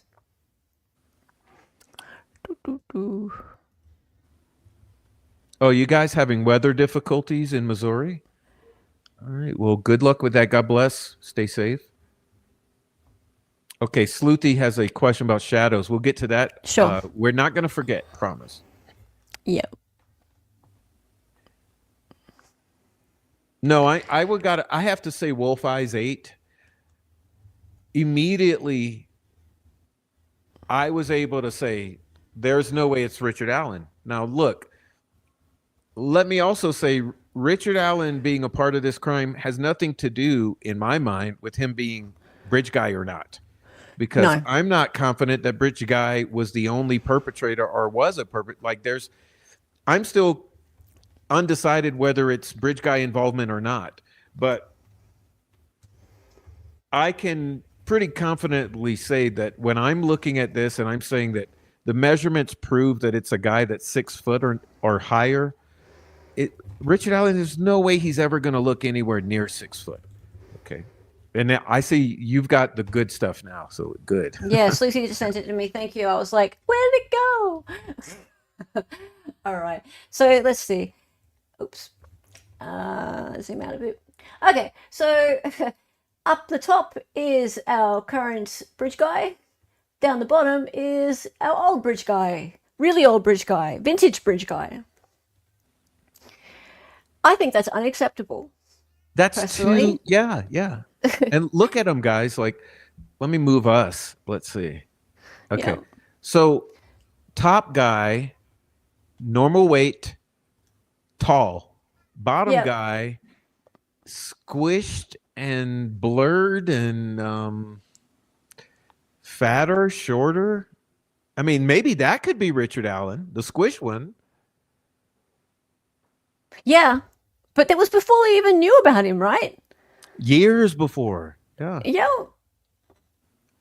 And yeah, it's when you say rotated, Sleuthy, he's not really rotated the whole thing because it's squashed. No, It I think looks she means rotated, inverted, like maybe she means like this, like flipped. flipped. I disagree, No, though. I no, disagree no, because of because the that tree in trees the are that way. background. Yeah, Yeah, that tree's super controversial, by the way. I know it is. Yeah, the F tree, right? The F tree, and apparently it can't possibly grow out of there. Oh, and it's coming from between, maybe. No, it's. Yeah, I mean, honestly, I am so sick of looking at this image. We've done it for 7 years, and it I to know. ad nauseum, to the point of it enrages me. It makes me Yeah, nauseous. And we don't mean to be doing this for that purpose, but I no, think what we're trying to show you guys is receipts. I mean, like we're trying to show you, like, it is what it is right here. Like, we're trying to show you what is, mm. and maybe we can not have to stare at it much anymore after this. But Can I just say something though? Like I feel, and I have felt for a while, and especially since the trial, that Bridge Guy is a giant distraction.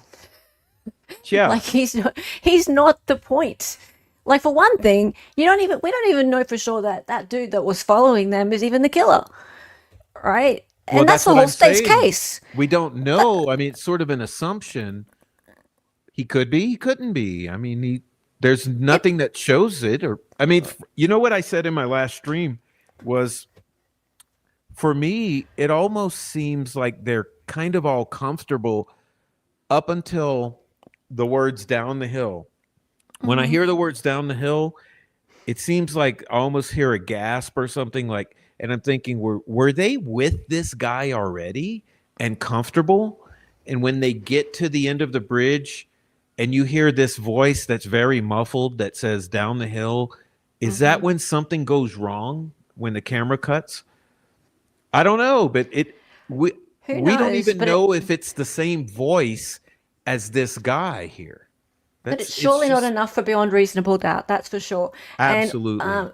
what I mean, I raged the day after he was found guilty because I was like, well, the the state played this giant story about Bridge Guy being the guy. If you can accept that Bridge Guy is the guy, and if you can accept that Rick Allen is Bridge Guy, then you can accept he's the killer, and that's it, right? And they, the jury, did not pay enough attention to the crime scene photos.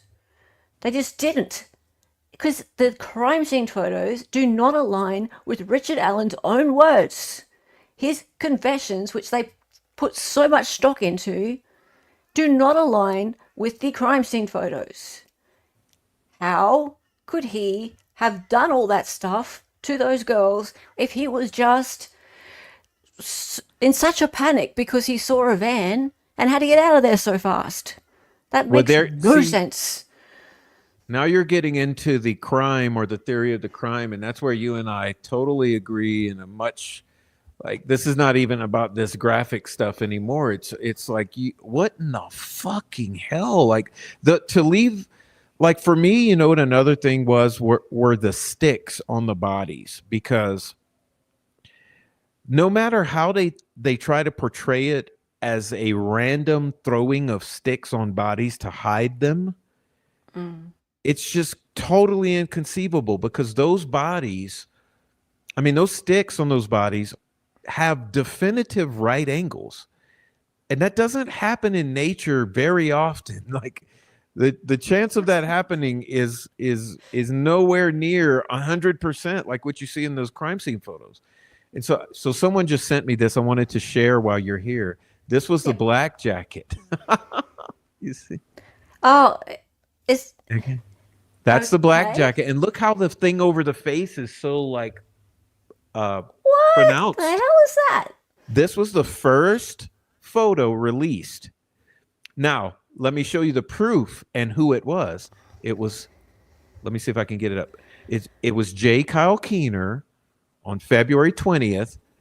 He says it's his photos and it's in the Pharaoh's Tribune. So that's the receipt of where? And this is the receipt of what? Let me get it. I'm goofing. Oh, where? Where is it? All right. What? Yeah. So you tell me it's black and he's got the mask on. And then what you're showing here is clearly reality where or whatever. Like, and this is supposed to be a photo by J. Kyle Keener. And then you go over to oh, I've lost your screen. What happened? It's Let's all see. right. It's Uh-huh. here. Just remove it and add. Yep. There you go. And see, now we get this, which I don't think. Listen, let me clarify that too. I don't think this is a photo by J. Kyle Keener. No, it I can't think that be. J. Kyle Keener claimed credit here for the entire article, Yeah. wherein they took a screenshot from the video. Yeah. But again, this is not a print. This is a digital edition, Mm, but the color profile turns this black. This is what I mean that the first image the world ever saw was black. right. And then it turned into, this what we've always known from then. Yeah, so So hang on a minute. Are you saying that that was it was a digital edition, but what we were looking at there was a scan of a print? no, I don't know. I don't believe it. It's a It digital looks like a edition. print I believe what it was is a because see we got this. because, like, you can see the newsprint That that's does coming in look behind it. print. That does look print. You're right. You're Yeah. right. It does because you can see the backside. Yeah. Yeah. And I'll just say that, like, here's the thing about print, right? On newsprint, especially dark colors, they often come up far darker than you expect them to, like 10 to 20% darker, because the paper is very porous. So we do this thing called undercolor removal when we're doing full color photos for print. And if you don't do it properly, things that are dark blue, dark red, things like that, they come up black. So it's But just it's a good point. poor It's pre-production not process. squished at all, but it is darker. So I get you. I Yeah, get you. It's yeah, if it was print and then digitized, that would explain the darkerness of it. yeah. So it's an error, but a bad error. People in the chat, a shit is a shit is a shit. Yeah, it's everything about this. But what she's showing here, this whole squishing phenomenon, like, and you know It's what's like, funny? Even the angle of the bridge is different. well, Like that's it has to be it's because been when you squish it, the whole thing squishes. I'll show hmm. you. Show you. So I can squish this guy. Oh yeah, squish it. Let's see. Yeah, sure. Let's go squish Thank it. you. This is It'll be fun. fun. Okay, On sure. the fly. It's like so squished. What's the point? Okay, so I I'll mean, just so go. the question is, are we dealing with an amateur here in the ISP who's providing this? Or are we dealing with somebody like trying to change the shape of a person? You Yeah, know, is it purposeful or not? that's been a whole thing with this law enforcement. When I go back to my theory of how half of the theory is that it's a bunch of staging, and then the other half of my theory is that it's a total shit show on the side of law enforcement. And maybe it's the mix of both that has made this the most complicated crime in true crime that no one can wrap their head around. You know, It does feel like no one has it's a any idea what tragedy really of happened. errors. Yeah. So, okay, that's me squishing the top guy to look more like the bottom guy, right? And you can see that that changes the angle of the bridge, I right? see. Yeah, you're Yeah, right. it has to change the angle of the bridge. If it doesn't change the angle of the bridge, that doesn't make any sense. Could you put him back normal and let us watch him? Let us watch the bridge morph back into shape. If it's too much, it's too much. It's all right. Yeah. Uh, do, do, do. Sure. Yeah, yeah. Hang on. Like that. Broop, broop, broop, broop. He's a rubber Look how man. tall he can The rubber get. man. Yeah, yeah. But yeah, he goes. See how the bridge changes with him? Mm-hmm. Yeah. Good show. So Good that makes show. sense. Good Yeah, showing. cool. Thank you so much. That's all right. So that, oh, I lost her. Yeah. Not here. Yeah, so that really explains that a lot. That it really does. And it's really inconceivable. And I go back to the point of it's like, listen, law enforcement agencies, from here on out, all of you, trust the world. You might have a guy on salary making 52,000 a year who is your graphics guy for the department, but trust me, there are more experts in the world than your 52,000 a year police officer who does some Photoshop. I would just put out the raw data and let the world work with it because I mean, like our guest here, she's no she's no military grade expert in Photoshop, but even she can do better. So you can squish with the slight diagonal twist as well, like you Yeah, mean you can do. this. It's called a skew. You can skew a little bit as well. Oh, it's called So twerking. Here in America, we call like that this. twerk. So you can go. You can even go like that. See? It's called that's called the shrooms. Look, court of public Yeah, opinion yeah. says law enforcement is protecting the real killers by creating an entirely different shit show with a scapegoat. Well, that's what Richard Allen, I believe. See, here's what I don't get with Richard Allen. And I really hate the arguments people put across that say he's got no prior record. He's never done anything. He's an innocent guy, obviously. Well, that's not true because that doesn't hold true because there's plenty of people who've never been caught for anything, who've never been caught for killing anyone, who've been sober their whole lives and da da da da da, but end up being insane maniacal killers. And so saying there's no criminal history has no meaning to me. But There are plenty other of reasons to say why it doesn't make sense. Like his DNA is nowhere on these girls. His digital fingerprint is nowhere near these girls. He doesn't even appear to have a reason to have knowledge of these girls. And he was a regular visitor out there to the trails.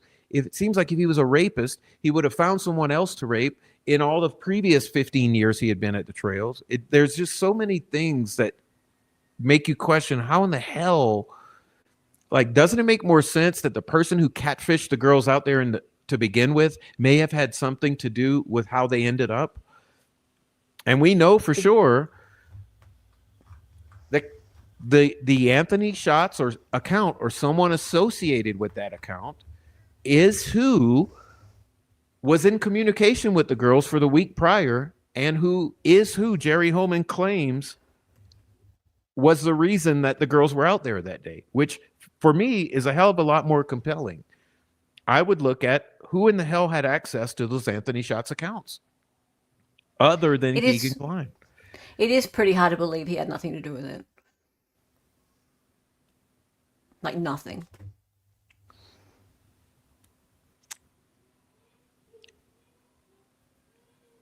I mean, I know this, and I've said it so many times that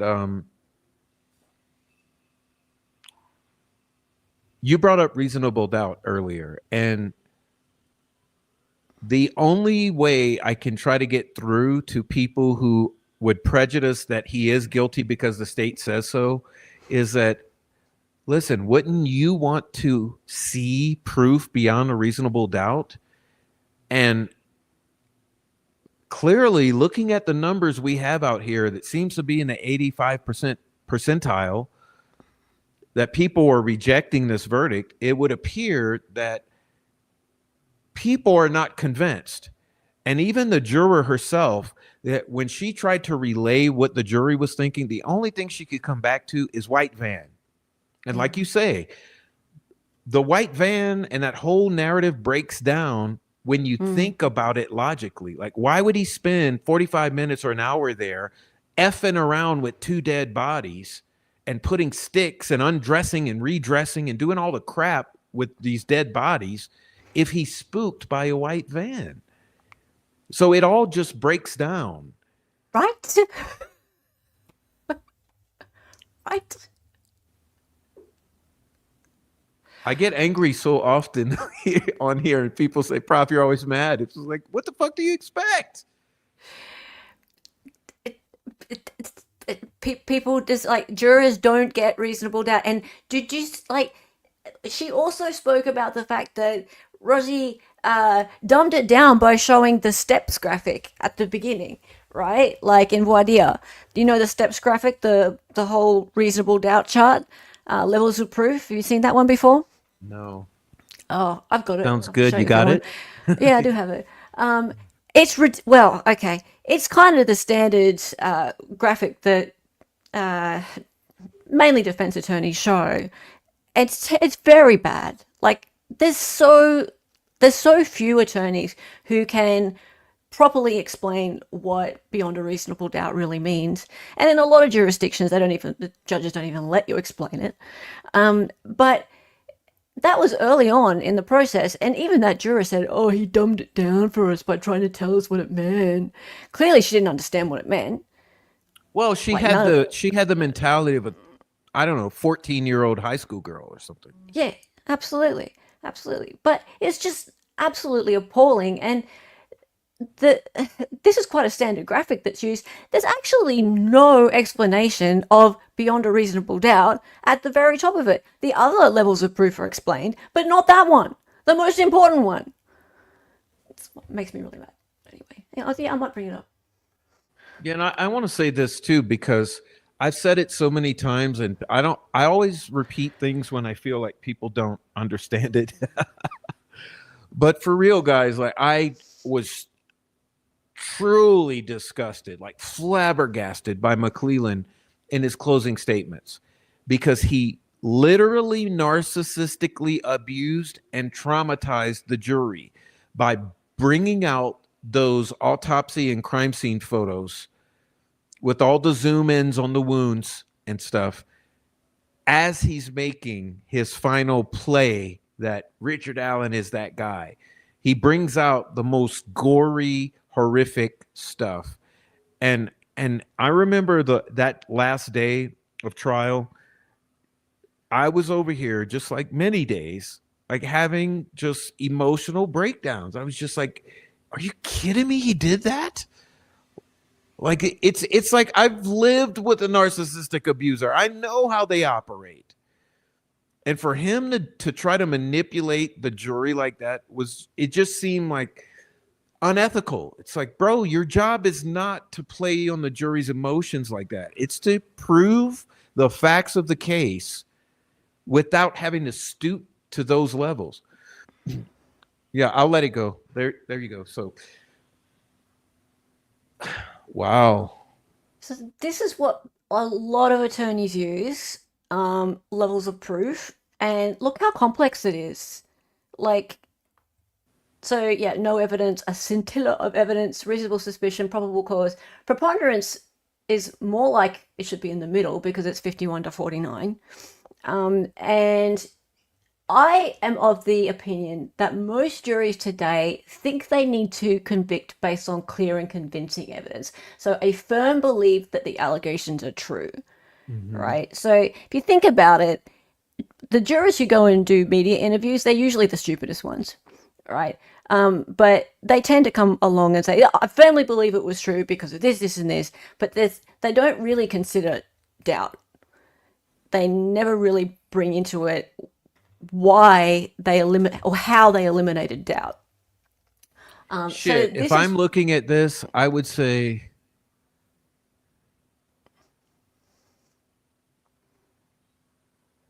I don't know. I would say the most you got with Richard Allen for me would probably land on step number 3, reasonable suspicion, yeah, if that.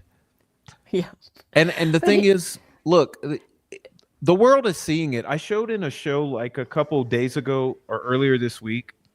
I did a show where I went through all of the news stations past few months of coverage and all of the comment sections on YouTube.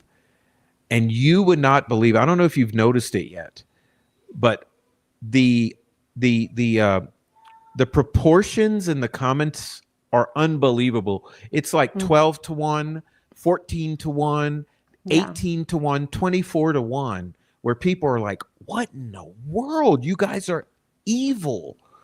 Like he's clearly not guilty.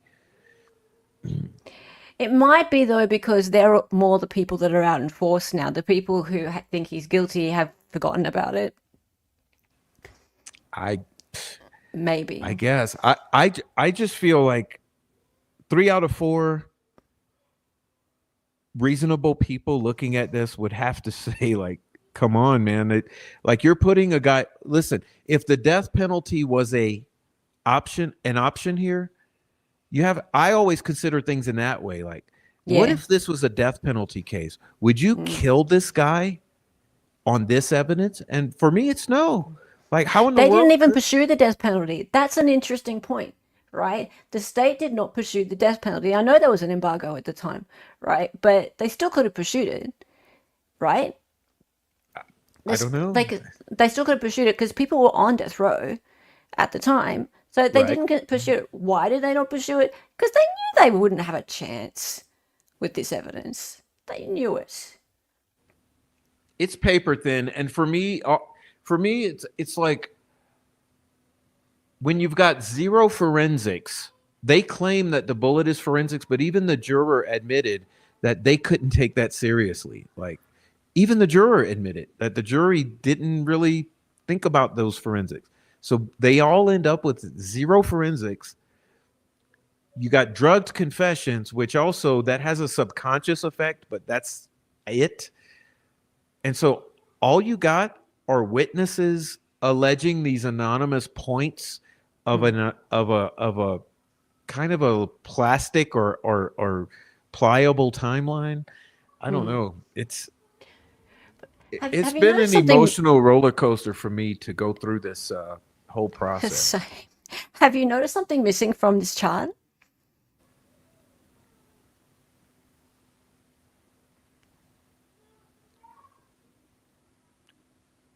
I don't know. I would say at the top where it says reasonable doubt, there's nothing that says proof that the person is actually guilty. No explanation at the top one.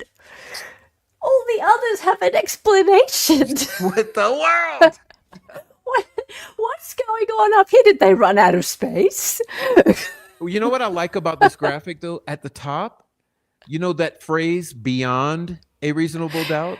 Well, Yeah, literally, you have to go beyond a reasonable doubt to hit that green button that says guilty. you do, but the word beyond isn't even there. They couldn't fit that in there either.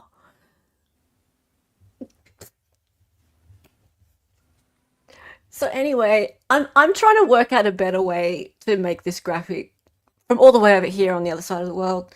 Um, yeah, Yeah, so Trial Junkie says he was at the bridge, so he's guilty. Yeah, like about 20 others that day. And it's odd that in this trial, they omitted, I don't know, 10 or 12 of them. Yeah, mm, yeah. So what about who else is guilty then? All yeah. right. Just being there makes you guilty beyond a reasonable doubt. Unbelievable. Well, Like, yeah, it's a good point, Meow. I mean, I didn't mean to downgrade it. Yeah, they yeah. did sentence him to death because he gets to die in prison. But Mm, you get what I was I was saying that I use that litmus because I think about it in those terms. It's like, what do we all have that's the most invaluable thing? It's time. mm, That is the most invaluable thing in our lives because when you go to get paid, what do you get paid for? It's the time.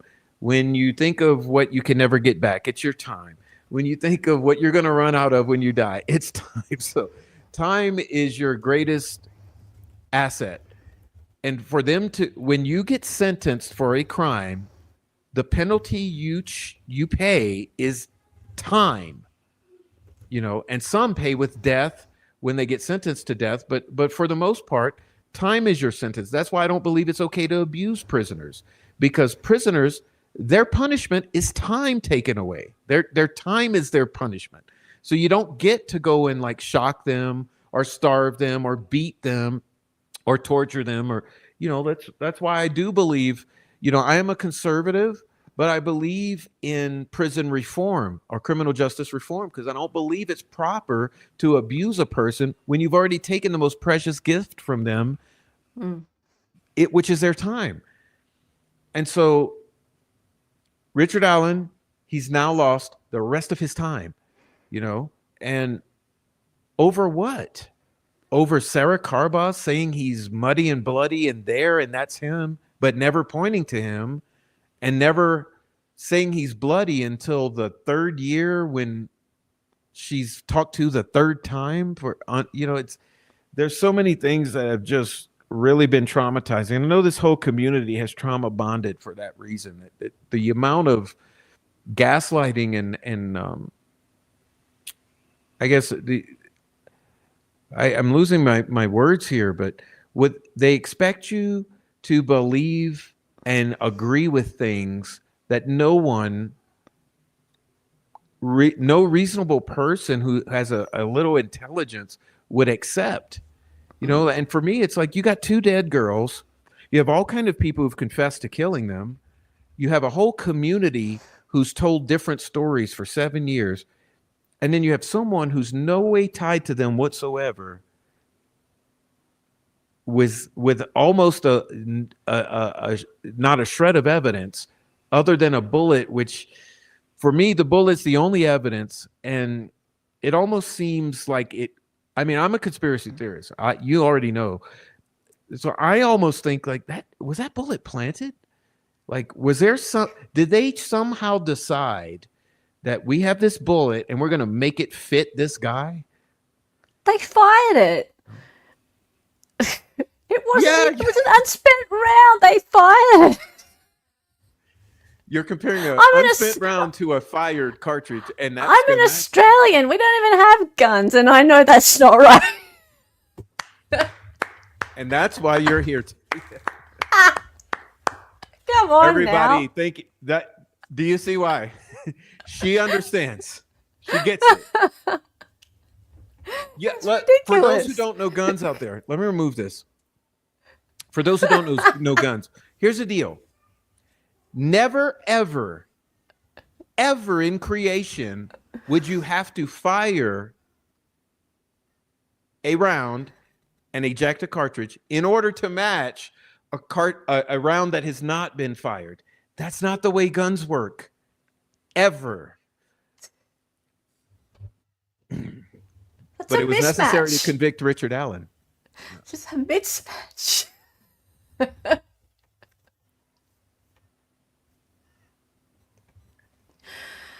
Oh Oh, my we've god. got a.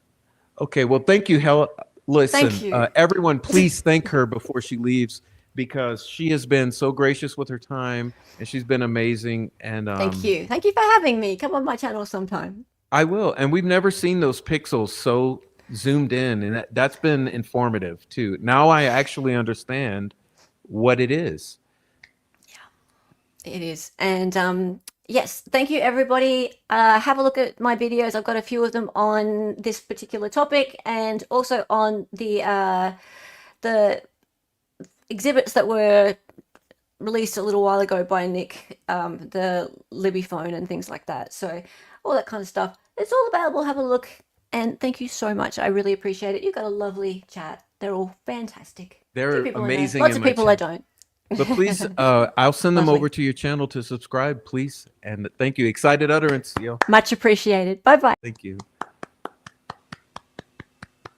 What an amazing woman and what an amazing guest and a really wonderful talk. I was so glad because I could not have provided for you what she's able to provide. And that's the reason that we're all better together. Um, wow. Wow. I'm just at a loss. I mean, this has just been just such a traumatizing time for all of us. And I know that all of you know that. And it's very hard to talk about because there's so much mental illness, grief. There's been a lot of loss in this community, and it's just been a whole roller coaster. And day in, day out, it's a roller coaster. Um, but it's good that like this whole thing that we found common ground here to talk about. You know, a place where we can gather and talk without censorship, and it's just been wonderful. Um, but I'm glad to have her, and maybe some of you will go to subscribe to her. Please, I'll try to post that link again. Let me put it up here. Please go and find her if you haven't already. She's recently made a little video. It's not so long, 10 minutes or so, where you can see some of her looking at this imagery. Let's see. I'm going to tell you what it's called here. You can find it at that channel. It's called Breaking Down Bridge Guy. And it's 17 minutes. Okay, it's not 10. It felt like 10.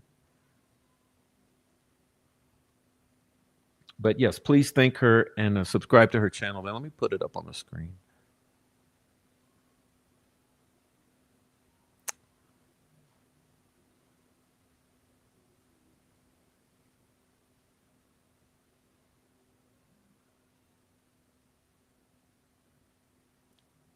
There's so many comments. Geez, what the hell?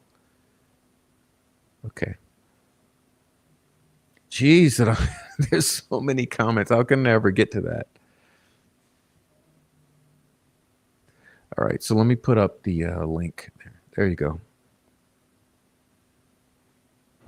All right, so let me look at some comments then.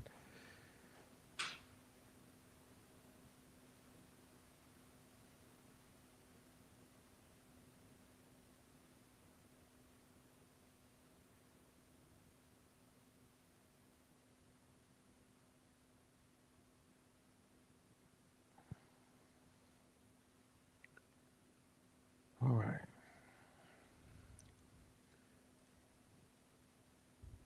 Okay, we got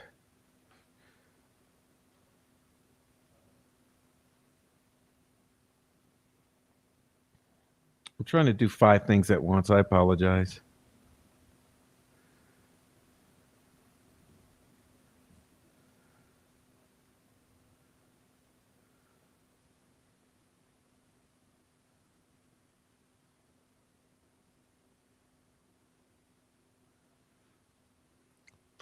All right.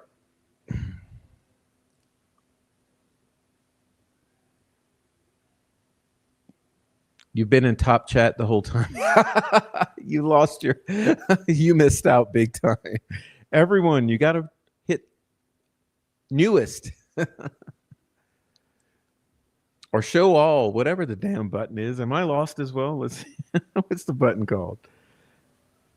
All messages. There you go. All messages. The juror was a dipstick. Yes, but we're trying to be nice, okay? We're trying to say any jurors who would like to come and talk, please come and talk to some of us. Find a YouTuber. We need to hear from the jurors. But that one was like a 12-year-old girl. Okay. Let's see what else we're doing.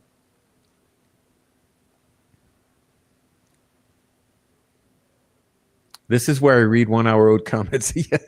Bingo. Yeah. Congrats. You've reached that part of the show. All right, guys, I want to thank, what is it, Tammy Martin? Tammy Martin put up a super chat, and so did Jennifer Hoff, and I missed those while we were talking. So thank you. And I put up we put up a new goal. So please subscribe to the channels and support the channels. And thank you so much for doing that.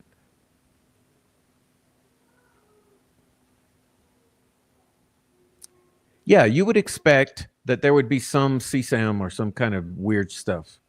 I guess that's the point that I would make, is there would be weird stuff. I would expect weird stuff on the phones, okay?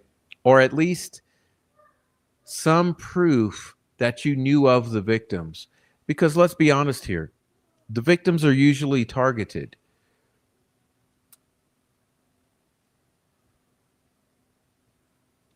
All right. You've already subbed. Good. Thanks for finding her.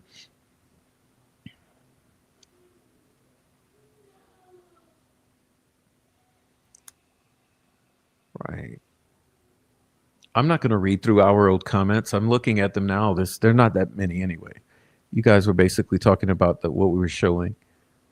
Okay. Mark Ellis says thank you.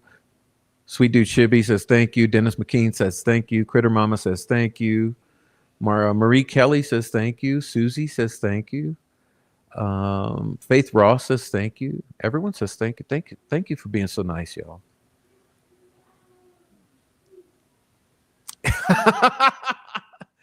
Court of Public Opinion says even after they fired it, it still did not match Prof. Yeah, can't you wait? Now, hey, that's another one we haven't talked about yet. All right? Think about this. We might eventually, whenever the judge feels like it, I mean, she'll probably delay another 6 months to a year, but eventually we may get to see this alleged ballistic evidence. In other words, we may be able to compare striations and ejection marks and stuff. And oh boy, you don't want me to get onto that. Okay, because as soon as we're able to look at that, you know I'm going to be looking at it. And you know what else I'm going to be doing? I'm going to be firing rounds and ejecting rounds and comparing my own. So yeah, let's do a little looking. Remember, the information that came out said that it was either a Smith & Wesson or a SIG. Well, guess what, ladies and gentlemen? I own a couple Smith & Wessons. So I'll be able to use my own Smith & Wesson 40 and others, and I'll be able to fire and eject some Smith & Wesson 40 rounds. And let's take a look at some ejection versus some fired cartridges. But clearly, with this judge, she wants to make such a show of everything. We'll have to wait until she's damn well ready and people pay her $25 each to get their copy of the evidence before any of us get to see that. But I already have a Delphi local ready, willing, and able to go ahead and pay for that thumb drive as soon as the unhinged biatch is ready to hand it over. So yeah, that's the message I got for you, Gull. I got your $25 right here. Okay. $25 ain't nothing but a super chat to me. Look, so far, look, we got Faith Ross just put down a 20 and Amy put down a 5. So there you go. Faith Ross and Amy just paid for the thumb drive. Uh, Let me go throw that down there. Thank you, Faith Ross.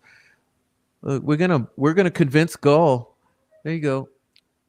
Gull, there's your 20 and there's your 5. Okay, Gull. So get off the attitude. And look, I'll even give you a tip. It looks like we got Jennifer Hoff gave a tip. Let me find it. Let me find that other one.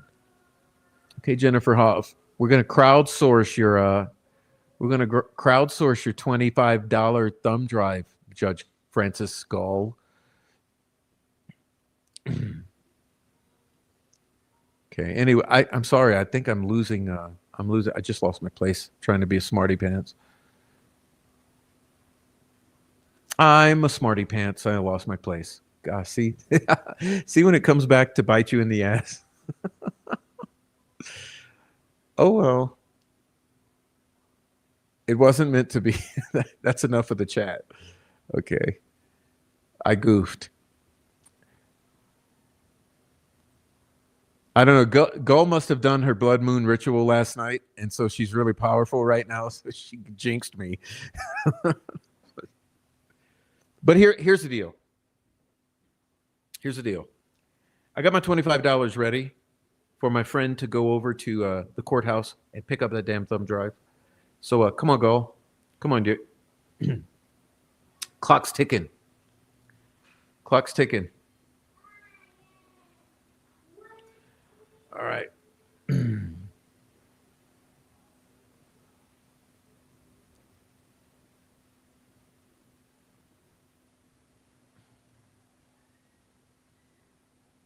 Yeah, actually, hold on a minute. I just had an idea. Hold on.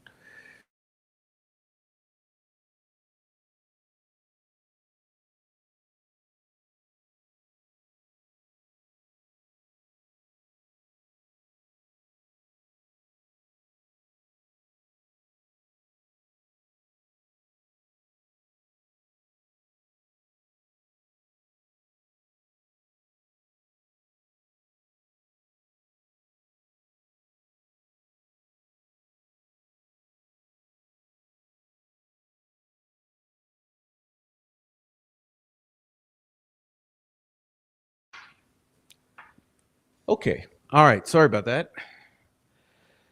So,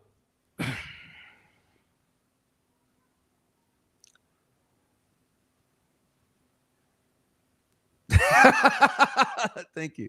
So yeah, so a Smith and Wesson 40. Okay, Smith and Wesson 40. Now this is not a SIG, but like I said, we don't know that there's a SIG involved here. Okay, let's be clear. Remember when the information was first discussed regarding the 40 caliber round, FBI was looking for a Smith and Wesson 40 caliber or a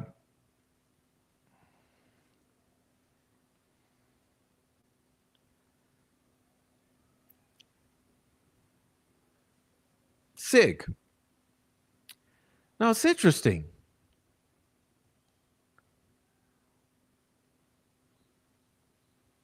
How could it be that ambiguous?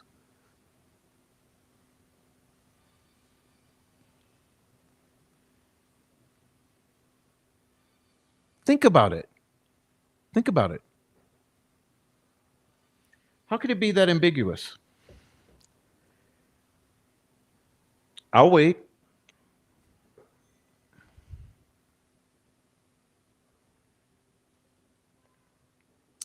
How could a SIG not immediately be differentiated from a Smith and Wesson?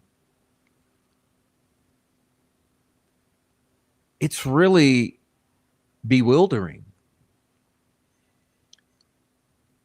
I mean, you got two completely different firearms manufactured by two completely different manufacturers, two different factories, two different internal mechanisms.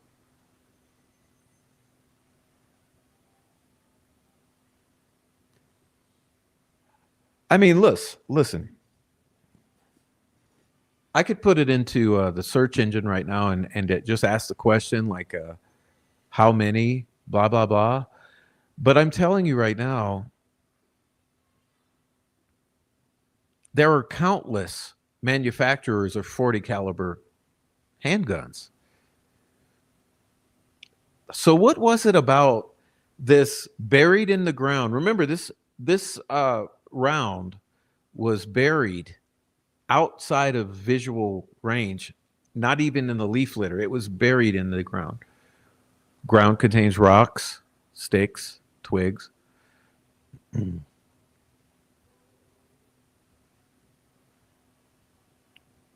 How is it that you get a round from under the ground? Just can't make this shit up ever. You get this round from under the ground. And by the way, you don't take pictures of the whole process, but you get it, allegedly. And it's later after the girls are found and the crime scene's cleared. But eventually you get this round out of the ground.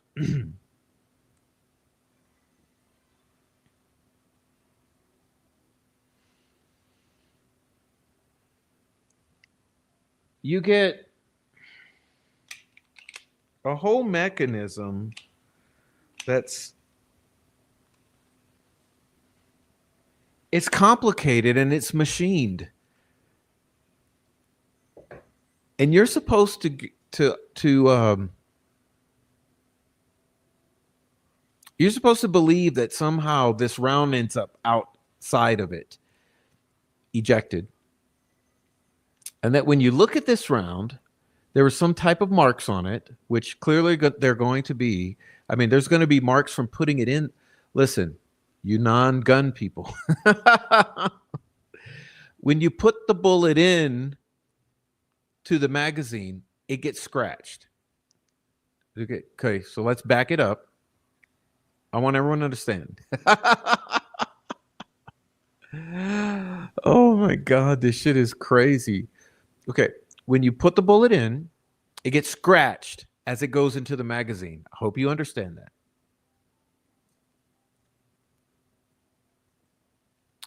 Then when it comes on out, it gets scratched again. Okay, and it gets brought up on into the weapon, ready to fire. Now, if it's ejected, it gets extracted. There's a whole other couple scratches. Now, that's as far as level 1 of markings.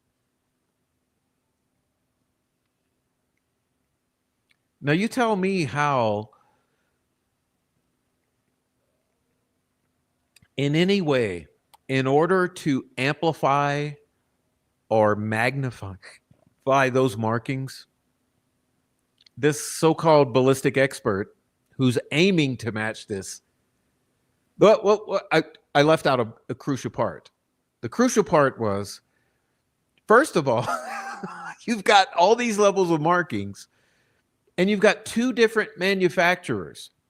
And listen, these are not made in the same factory at all. Ever.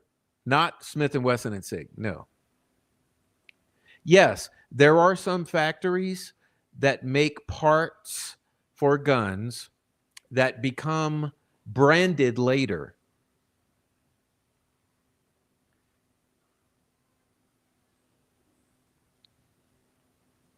Okay? So let's be real here. There are some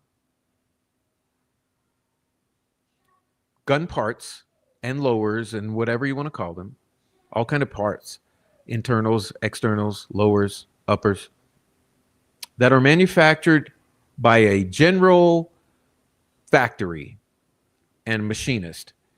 And those parts then become branded by a number of brands, okay? And that in the United States, that mostly happens with AR-15s and rifles. The Smith & Wesson handguns are unique to the Smith & Wesson factory, and so are the SIGs. So there's no cross fertilization here of markings or machining of parts. That's what I'm getting at. Am I taking a lot of words? Am I being verbose? Okay, so keep in mind, like I'm saying, there's no cross fertilization of machinery. It's different machinery. Okay. This machinery produces these parts. This machinery produces these parts, which means if you get random scratches and marks that are made on these rounds, they're going to be different at a base level, like from the jump. There's no chance on them being the same. In other words, you're going to look at this and you're going to say, hey, this came from Smith & Wesson. And it's going to be uniquely identifiable. Or you're going to say, hey, this is a 90 percentile SIG manufactured weapon that made, or pistol that made these marks. I don't see the ambiguity, but there's this allegedly, or apparently there's this ambiguity. Okay, that's level one. And then the level two is, then you get this expert. Okay, once they decide, because remember, they're looking for a SIG or a Smith & Wesson 40. They're not sure yet. But then they eventually reach the point where they say, oh, no, it's a SIG. And it's Richard Allen's. And remember, I came up with a conspiracy theory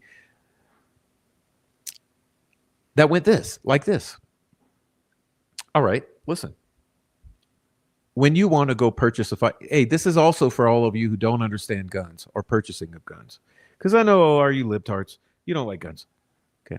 So I'll break it down for you because some people understand how it works. Let's say you want to go buy a gun, a handgun, a SIG. So first you're going to have to find an FFL. Well, we're talking about if we're doing it legally, first of all, legally. Okay, legally. If you're buying it all dirty off the street, you can do what the fuck you want. That's why gun control makes 0 sense, because obviously gun control, only the criminals are going to go get it illegally off the street. So, I mean, they're going to do criminal shit anyway, but that's a whole other conversation. But let's say you decide you want to legally acquire a firearm the way that good people usually want to do it, so that they're not criminalized. You're going to have to find an FFL to have that gun delivered. So if you want to go into a gun shop, that gun shop will usually have an FFL attached. But let's say you can buy them off the internet, and people say, oh, no, you shouldn't buy guns off the internet. Well, guess what, fucktard?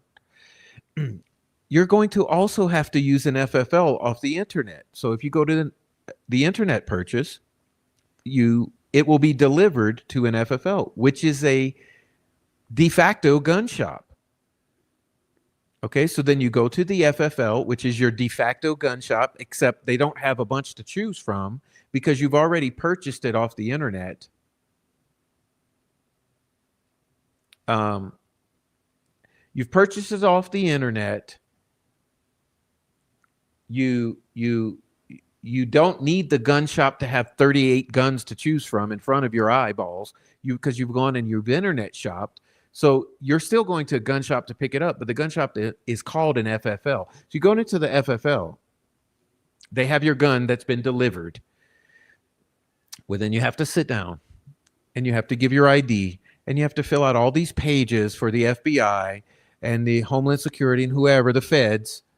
Okay. Then they're going to take all this paperwork you just filled out that's many, many pages and the copy of your ID, And then they're going to take all of that and they're going to scan it in. Okay. And while they're scanning it in, they're going to run your shit through the FBI and through all your local. And it's going to, trust me, you're going to be run through the ringer to see if there's anything whatsoever that raises a red flag where that guy can't give you that gun that you just ordered off of the website. Okay. So the guy might say, sorry, you got to come back tomorrow, or I'll call you when it's cleared. Okay. But he might also say, hey, we got clearance in 30 minutes. If you just wait while we clear it. Okay. But let me put it, why, oh, Prof, you're being mean. No, listen, why am I saying all this? I'm saying all this to establish in your minds the fact that that FFL now has your social security number, your date of birth, a copy of your driver's license, your home address, the website you ordered from, and every fucking thing you could possibly imagine, just so you can get that gun. And it doesn't even have to be a fully functional gun. It could be a lower of a gun that you're going to build. It has to be the part that's serialized and has a serial number. So if you're going to get something that has a serial number that's going to allow you to manufacture a gun, or you're buying one that's already manufactured, regardless, you have to give up your entire fucking life to get it. Okay? You get what I'm saying? Now, no, Prof, what are you saying all that for? Because that guy in that FFL, he now has your entire life, right? He has your social, your ID, your fucking date of birth, your whole address, your whole fucking criminal history. He's got your life on his desk. Well, how many people do you think came through his business that day? I don't know, maybe 100. So in that one day, that guy has possibly received 50 to 100 weapons and has had 50 to 100 individuals come through that motherfucker to pick those weapons up. Okay. So then at the end of the week, I don't know, maybe he's got 500 people's life's history. And then at the end of a year, how many do you think he has? Okay. Whoa, Prof, clearly they just throw those away, put them in the shredder. I don't know, maybe.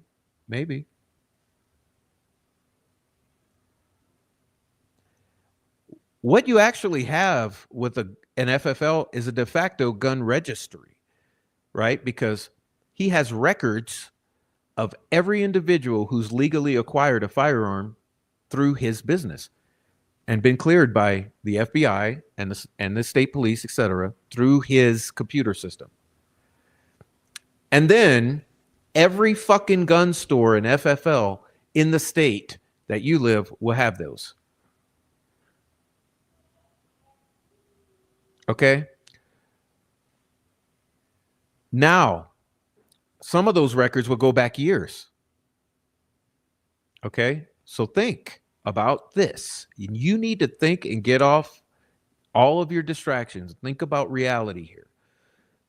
You've got gun stores and FFLs all through the counties that have a complete record of all of this. And I would venture to say it's probably computerized. They know what they've received in deliveries. Okay. As far as I was aware, it was a 6-year hold that they hold on those background checks. Now, if you're a little gun, is a SIG, what is it? P326 or what was it? What's the Richard Allen gun? I can't remember. It's a 40 caliber SIG handgun.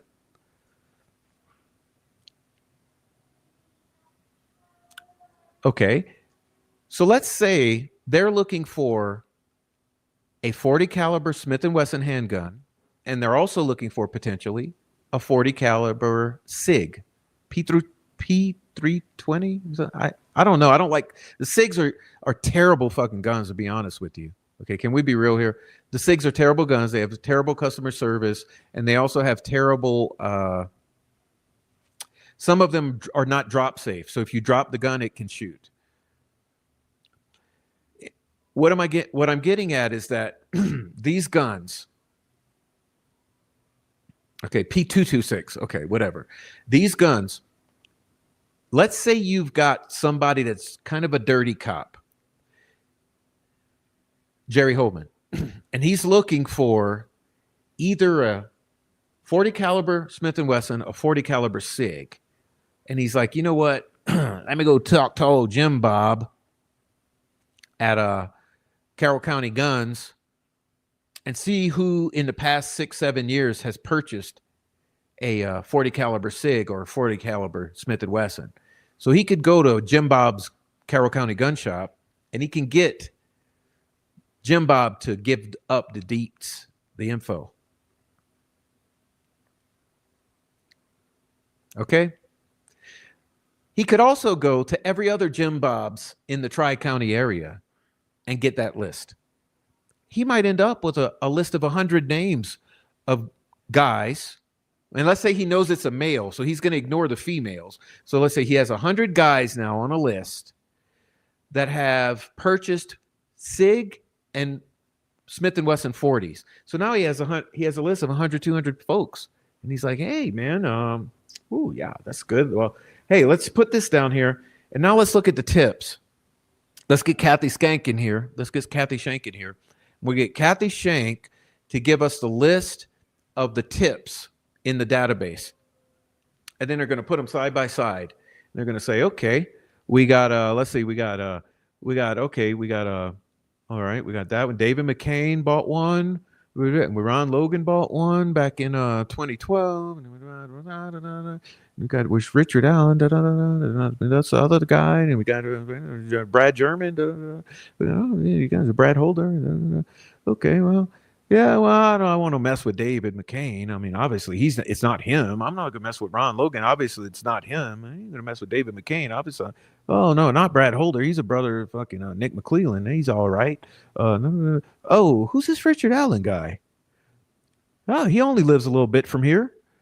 Oh, okay. Richard Allen. Well, how old is he? Yeah, he fits. He's about that age. He'll fit. He can look like that. Well, you know what? Where does he work? Let's see. Oh, he works at Walmart? Oh, okay. Well, maybe we should go and pay Walmart a visit or is it CVS now? Okay. Oh, yeah. Let's say they go do a little walk by. I'm like,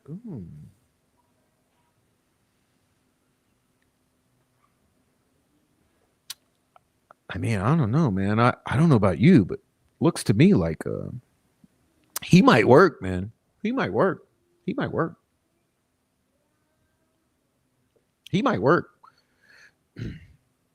Shoe fits.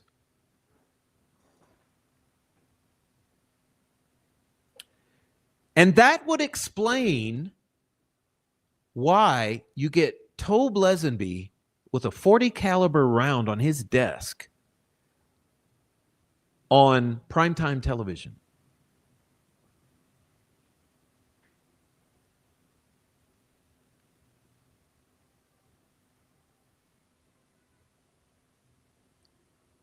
I mean, it would be a way to know that when you go and serve that search warrant, you're going to find the weapon that could have cycled a 40 caliber round that was found at the crime scene, whether it was planted or not.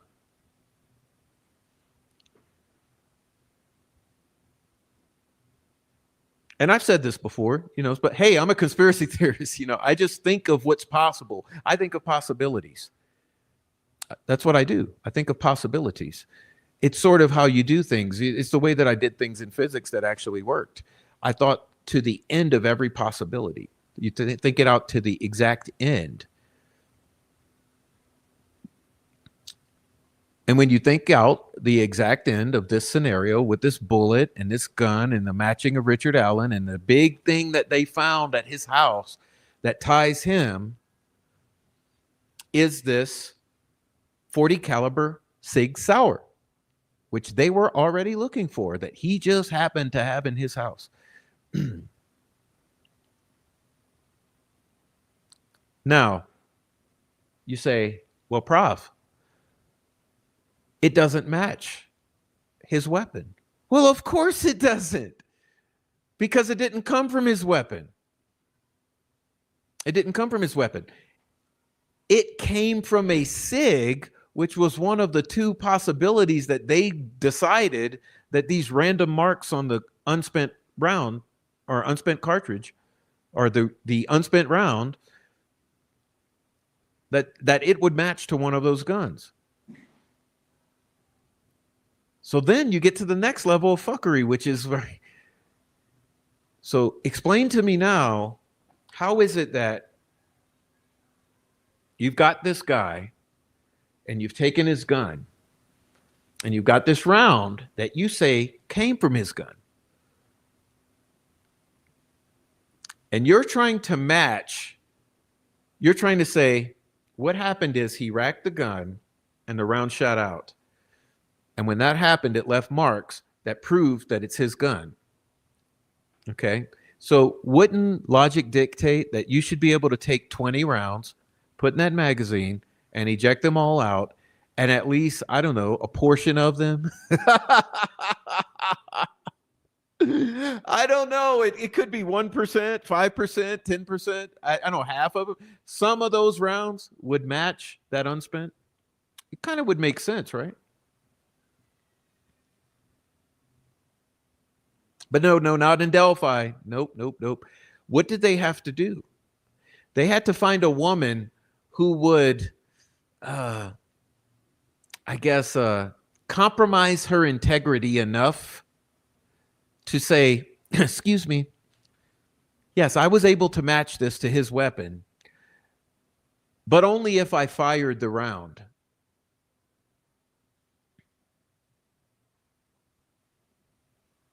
Whoa, hold on. But his round wasn't fired.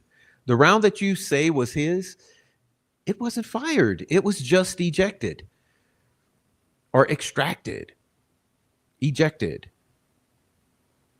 cycled. So how in the world do you have to fire it to have the same striations or markings or scratches on that cartridge to the one? So you have to fire it to put scratches that you say match the one that's only been cycled through and ejected without being fired. It just doesn't logic. It doesn't add up. And then the fact that we haven't seen it. And I guess I don't know how it took me 30 minutes of a detour. You see, don't let me talk. We need guests here, because if I do a detour, it's going to be distracting like that. Because you try to make me understand how in the world that even works. And then we're still waiting right now. Let's see. We're March, 14th? Okay, we're March 14. 3/14. When did that trial end?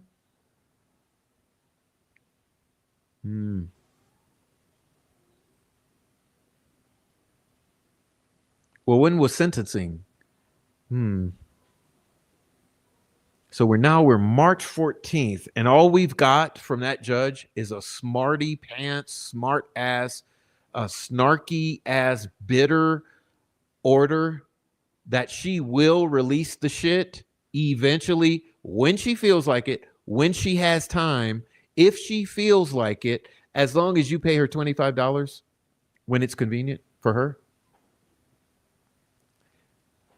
With no time frame attached, not saying and that'll be within 7 days, or that'll be within 14 days, or that'll be within a month, or that'll be within 3 months. No time frame. Just, yeah, I'll release the shit, but you're still not media.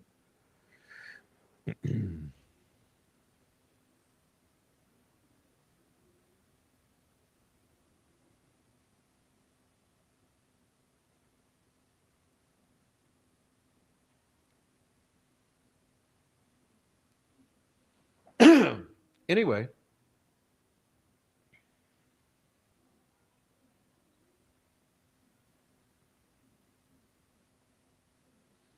Jeez, man. I wanted to have Alex on. I don't know if he's still here. Apologize it took so long, but I asked Alex to come tell us about something because I want y'all to know about something. Alex and Adrian are going to talk about some of Alex's thoughts very soon, and I wanted to let everybody know about that. And so, if he's here, he might come on and help us explain it. But if not, if he's pieced out, I'll explain it, and maybe Adrian's still here and she'll explain it, or when that might be. But I know that Alex and Adrian plan to do a little talking about some of his thoughts, and that's going to be soon. I saw that there was an announcement about it, so I'd like you all to be able to go and and watch that. And me, Alex and you got to say like, I got to say that Alex and I, we come from two different angles, but the funniest thing is that we see the same things, and so that's the most disturbing part about all of this. That if you go and you watch Alex and Adrian talk about some of the things he has documented, you're going to be hearing it from a different angle, from a different person. But the funny thing is that we corroborate each other, and it's pretty fucking weird. Because you remember back in the day, Alex was a friend to a lot of these troll farm, and until he saw for himself like the shenanigans going on and the troll farming going on, and there's kind of a startling thing. But same thing happened to me. Okay, same thing happened because they do the same thing to everybody. When you first come around, and we're going to be doing this soon because I'm going to be very soon presenting and in a how would I say it? Oh, I don't know. It'll be a community resource. Okay, we're going to be doing a community informative resource where I try to show you all how the PR team works. Okay, so the Delphi Murders has an extensive PR team. Okay, this PR team is so beyond anything you would have ever imagined before your naive ass came into this case. Because see, you came into this case thinking it's just a little double murder of two little kids, like any other double murder of two little kids. Well, that's before you realize what you had actually stepped into, because this particular double murder of two little kids has an extensive PR team. And the way that they work is really, it's unbelievable. It's unbelievable. So you cannot fathom the level of organization and the just ultimately the sinister, disgusting tactics that these people use. But it's a very large PR team, and there are different functions. It's just like a game of chess, So every piece has a different function, and there are different functions of different elements of this team. But the team that when you first come into the case as a naive dumbass, like most of us were, okay, you come in, the first thing they do is they surround you like a cult. Okay, so you come in, you're the mic. Let's say you're the mic. You come into the Delphi Murders and you're just a fledgling little new creator, or you're just some little person in the chat who's active, or you're just a nice looking lady or a gentleman, and you come onto the fucking Instagram or the Twitters or wherever. The first thing that's going to happen is a whole group of them, about 15, 20 of them, are going to surround you like this. And they're going to be your best little friends. And as long as you stay in line, they're not going to threaten to kill you. They're not going to threaten your children or your parents. They're not going to dox you. They're not going to publish your house on the internet. They're not going to send you pictures of dead people and say that's going to be you next. No, they're not going to do none of that. They're going to be normal. They're going to like you and be your friend and be your buddy. Oh, Prof. But see, as soon as you show them, as soon as they figure out that you're not going to work that you're not able to be controlled, that you're going to be a free thinker, that you actually have a conscience or ethics or, I don't know, morals or a heart, and that you don't do moon rituals. The minute you show that you're not into the witchcraft shit and the fucking stalker shit and the chomo shit, yeah, the minute you do that and you reject them or you go against them, what they're all gonna do is they're gonna fucking strangle the life out of you. They're gonna find your house. They're gonna find your family. They're gonna find every post you've ever made, every social media you've ever owned. They're going to get your phone number and they're going to send it out to everybody. They're going to go register you on penis enhancement sites and on sexual dysfunction sites and on trans advocacy sites, and then all kind of shit they're going to do. They're going to get nudes and pass them around and say that they're for you. They're going to make fake accounts in your name, and they're going to go be racist, sexist. They're going to go shit talk people that you like. They're going to text people in the Delphi community like Rick Snay, and they're going to say, "Hey, it's Prof. What's up?" and they're going to, and the whole time, you're not going to know shit about it. You're going to be like, "Hey, I'm just still me. I'm just a normal person. Why is Rick Snay attacking me?" And then Rick Snay's going to eventually say, "Because you did this," and you're like, "Huh? I didn't send you dick pics," or whatever it is.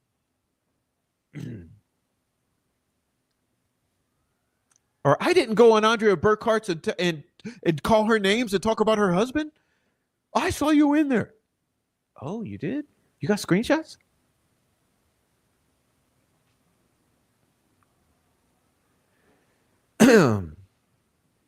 But that's the kind of shit it is, y'all. And why am I going through these links to like explain it? I guess I'm trying to say that's what Alex and Adrian are going to be talking about. Some of that. It's called reality. For those of you who have not figured out Delphi yet, it's called reality. And oh, there you go. Hey, what up, Alex V? There he is. Let's get him in here quick. He's gonna do his little. We're gonna promote. Let's promote Alex real quick. Let's see. Jesus Christ, man! Wrong button. Right button. Okay. But whenever I talk about Troll Farm, you know, that's who we talking about, y'all. Troll Farm are the street. They're the foot. Troll Farm are the foot soldiers for this PR campaign that I'm talking about. So, I guess now you know. Now did I get it out? God, man, what is wrong with me?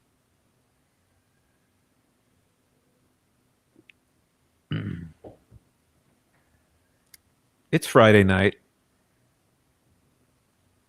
It's time to end the show. It's been a long one. But will I ask come say what up to everybody? But geez, man. Sometimes it's just hard to get out all the words. In the meantime, support the channel if you're on the replay. Leave a comment down below. Leave a comment down below. Hit the thumbs up. Send a super thanks, a super chat, a cash app, a buy me a coffee, a word of encouragement. Oh my God, dude, I can't handle it, bro. I can't. Oh look, okay, so we got Alex. So I got it here. Yeah, it's gang stalking. I see, Marie. How can you sum it up all in one word? And it took me 30 minutes of like circuitous talking. What's up? What? How you doing? I got the Sean Harmon meth filter lighting, dude. I'm loving life right now, dude. I'm doing good. What's going on, man?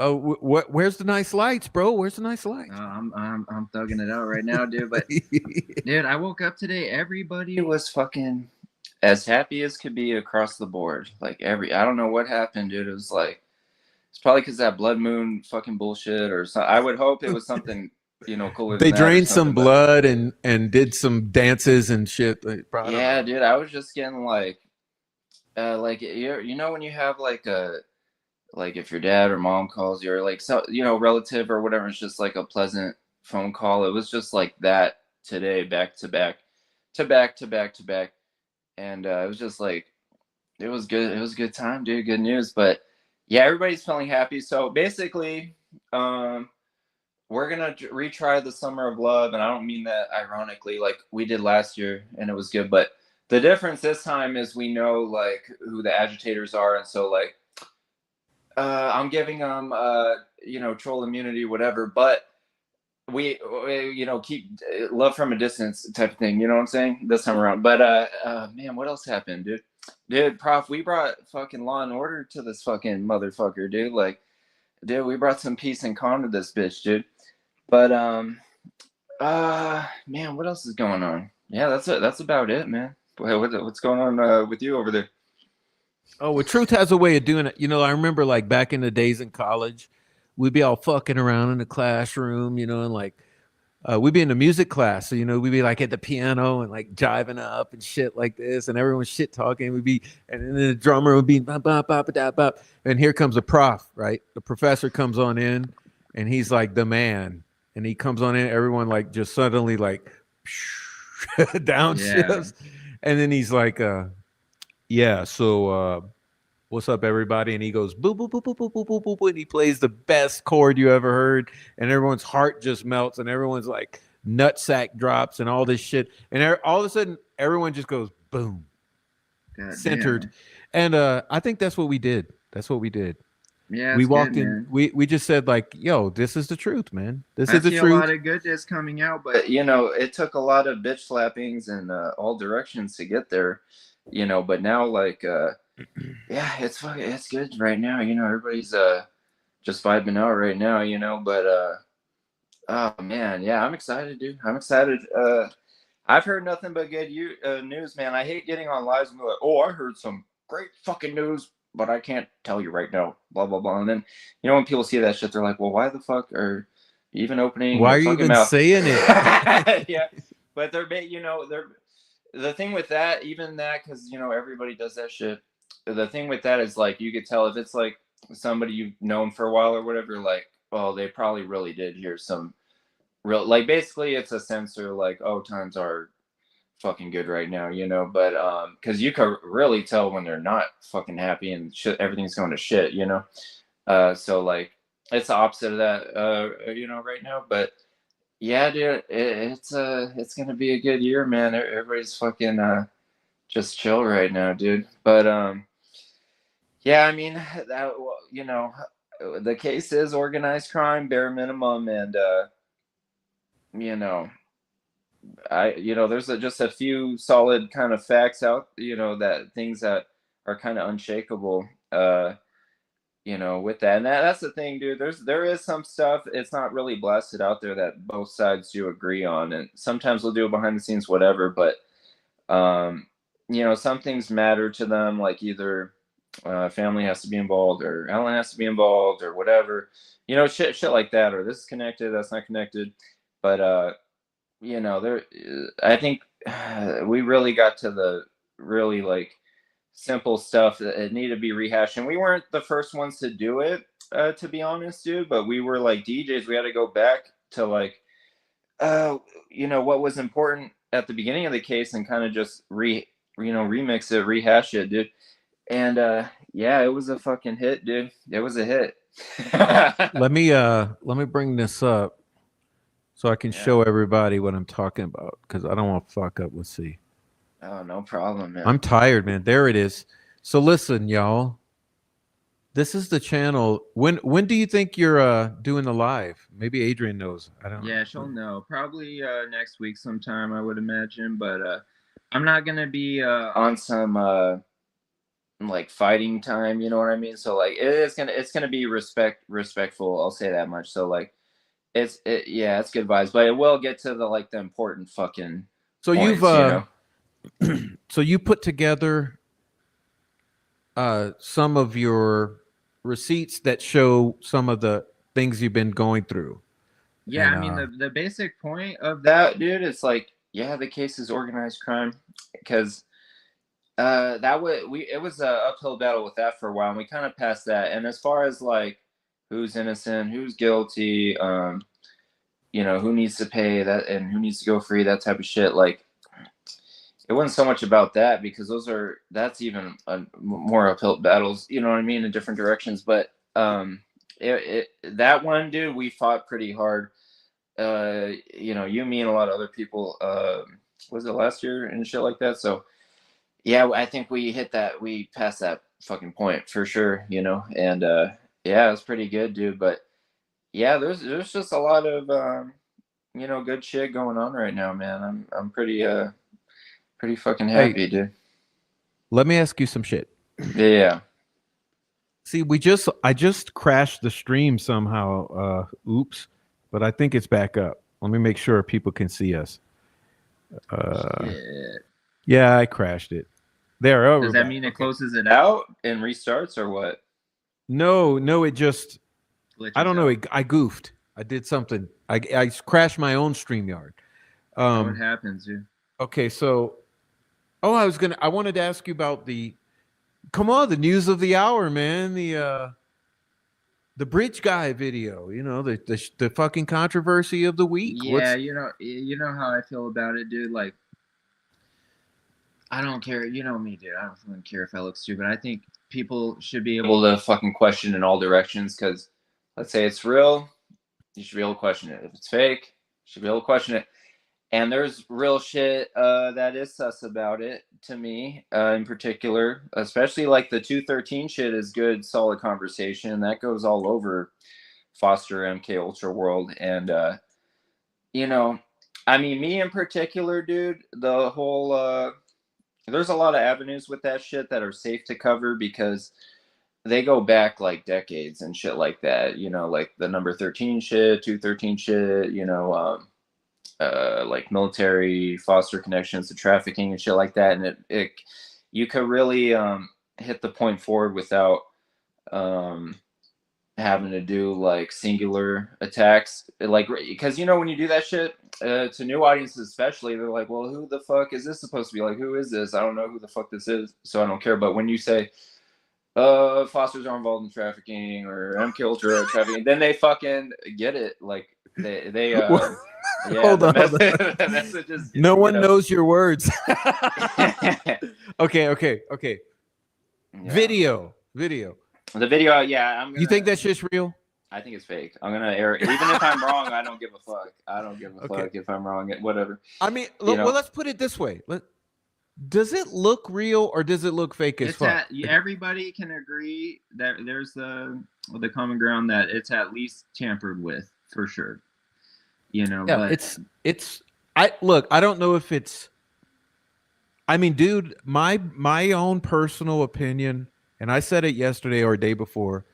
For me, I sense AI signatures. Me. Now, it could just be filters. It could be edits. It could be enhanced. I mean, it could be real or fake, regardless, dude. But that 213 in that metadata, the 213 is real input there. Just like every other even if expression it's of 213. Yeah. Let's just like go in conspiracy land, whatever. Let's say, and I won't say Alan, whatever. Let's say Bridge Guy. And he's really there, really happened at that time. I think it was orchestrated to be at that time because, even if it's solo, it's for sure orchestrated because it's for sure fucking organized crime. And there's some solid truths that come with that too. So we've learned, it's organized crime, but it's we've hit the max limit throttles on a lot of stuff. So we know like a lot of people aren't getting arrested for the crime. A lot of people that have been involved in the crime and certain, like you said, peripherally, or that's how you say it. They're like dead or fucking, evidence gone. There's a whole bunch of dead folks. So like to do shit with dignity at this point, it's like they really left it where it's like truth comes out or he goes free, like I said, and if you lose in that situation, he basically stays in jail. So that's like where we come to our conclusion with that, because we've reached the ends of the earth with all types of direction on that, but yeah, it's orchestrated. So that 213 is there on purpose. It's not a coincidence. And and you know what else, dude? Like, I don't know. I said this a couple times on my show, but I do so many that people lose it. But yeah. Seriously, that judge tried to have the verdict read at 213. And you might not know it. I don't know if you were tuned into that, but I promise you, she tried to have it read at 2:13 Well, it's p.m. like it's Tourette's, and this shit goes back. I've shown Prof proof of similar murders that are suspected of being like trafficking, organized crime related to this, foster bullshit, whatever military bullshit. And there's more than just them involved in shit like that. But they did the 13 shit. They were on 2chan before 4chan, and they did it for other murders as well. And yeah, it's not like the same perpetrators on every fucking murder or the same group on every murder. But the point is, these murders are organized crime made to look like just one dude did it all, thought it all in his head. When there's clearly something bigger going on. And a lot of people like behind the scenes, prosecution Puritan people, they'll behind the scenes they'll be like, there is something bigger going on, but we may never get to it. Like, it doesn't matter, we got our guy. That's how they feel. But just the point that they said there's something bigger going on means that they have to give, because there is it's not, the 213 isn't a coincidence like that a lot, and it's not the only time that's been seen on this case. Man, we got fucking buckets of it. But like yeah, dude, like, yeah, it's so like let me translate for you, if you don't mind, for a moment. So what Alex is getting at, and where part of where we kind of like came from different directions and we realized somewhat, is that like, we're not saying that it's the same killers of all kind of murders. We're saying it's the same cover-uppers and the same fixers. They all have signatures. Fixers. Like there's a lot of weird occult fucking weird signatures, and there's a lot of cover-upping, and it appears to be worldwide, and that it's internet based. And it's like, it's pretty fucking it's as good as it gets as far as being top tier. So that's what we mean when, like, it isn't stupid in that situation to question if it's AI tampered with or just full on AI, because it is the best of the best, like, manipulation. It's as good as it gets, and it's been going on for fucking decades, man. And its groups are fucking organized, and they got contingencies for whichever way shit fucking goes. Like, they're ready for it. And it is like prison in a sense, where it's so astroturf. You just eventually you do group up, and you kind of shop around for the best bang for your buck, because you're like, okay, well, who's the least malicious? Who's giving me the least fucking amount of headache? And you group up, because it is like prison. If you go in there solo and be like, fuck this, I'm gonna fuck the groups, I'm just gonna fuck all this shit up and whatever, then you just get stabbed, and you're done, basically, like, no protection. So like, me and Prof, we've been around the block, dude, so we like got the best bang for our buck, but yeah, times are good. Everything's peaceful now, dude. Like, fucking, because there's a lot more mutual understandings basically than there ever was before. So like, we know where shit's headed and who does this, who does that, blah blah blah. So like, that's why things are just like really fucking chill right now, And what did I want to say? Oh shit. Oh, I know. So I'm not trying to put you on blast here, but just to say, like, okay, I want to take one thing as an example. And since we're talking about this 213, okay, I want to say it like this, because I know you've done psychedelics. You know how psychedelics are, and like the frame of mind and the fucking shit you tune into, and I know how it is. I've done it. I know how they are, and the way your brain functions. It's kind of like some serotonin shit, I think. Yeah. Like, more than dopamine. It's like when your serotonin is really popping on those things, it's like you start to think in numbers and patterns of numbers and geometries and numbers and geometries. And it's like a super cerebral way. And when we're looking at all these murders and all these signatures from this group, they all show like this aura of fixation. Meth. It's like meth autism, kind of. Meth, autism, psychosis, what's the word? Schizophrenia, psychedelics. It's like that place your brain gets in that kind of state. Also like some sexual overtones. It's like that whole bag. Yeah. We just see it everywhere in these murders. Yeah. I And mean, in shit, this, dude. and so yeah. It's crazy, dude. Yeah, it's all over the place. But you know, the fact that like there's like, you know, 2chan shit before 4chan was even created and shit like it just like blows my fucking mind. And dude, like, yeah, there's a lot of like heavy. That's why, you know, you've heard a lot of people say, "Is this shit just all fake and made up? Is this a psyop?" And it's like, not necessarily, but like the type of fixers you would see on a psyop, fully psyop case, That's you why it would feels see here. psyopy. Yeah, yeah. They It's like come in, psyopy yeah, in reverse or inversion or something. yeah. They Hey, got best of the best, dude.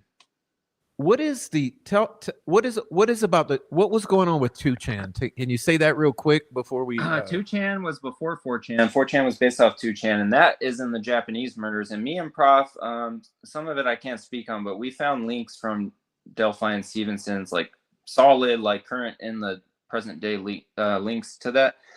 And as far as infrastructure, we're not talking the same perpetrators or same exact like singular group, but like same fixers basically at any given time. But that had the hallmark like Foster MK Ultra like posting on the Chan sites, you know, like people even suspect that with Idaho 4, but like that's why when I put my leaks out on 5chan, that was for that purpose, because then it's like if you know type of thing. That's why I had a lot of people organized crime freaking out on me like, well, why the fuck is this on 5? Well, you know, why is it in Japanese and on 5chan? And they know why. You know, because they don't. You know, it's.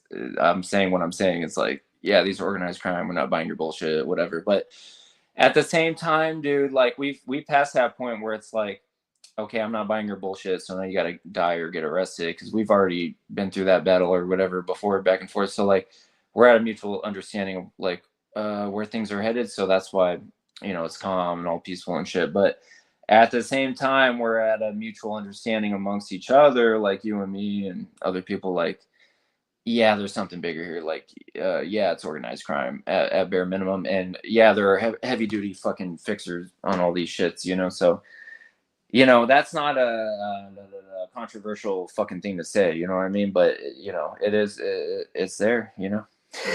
Well, the problem with it is it just flies in the face of this weird theory with the Richard Allen lone wolf killer thing, who wanted to just like take advantage of 2 girls and then get out of there. It's like, well, then why would it be so complicated? Like that's where it doesn't fit, you know.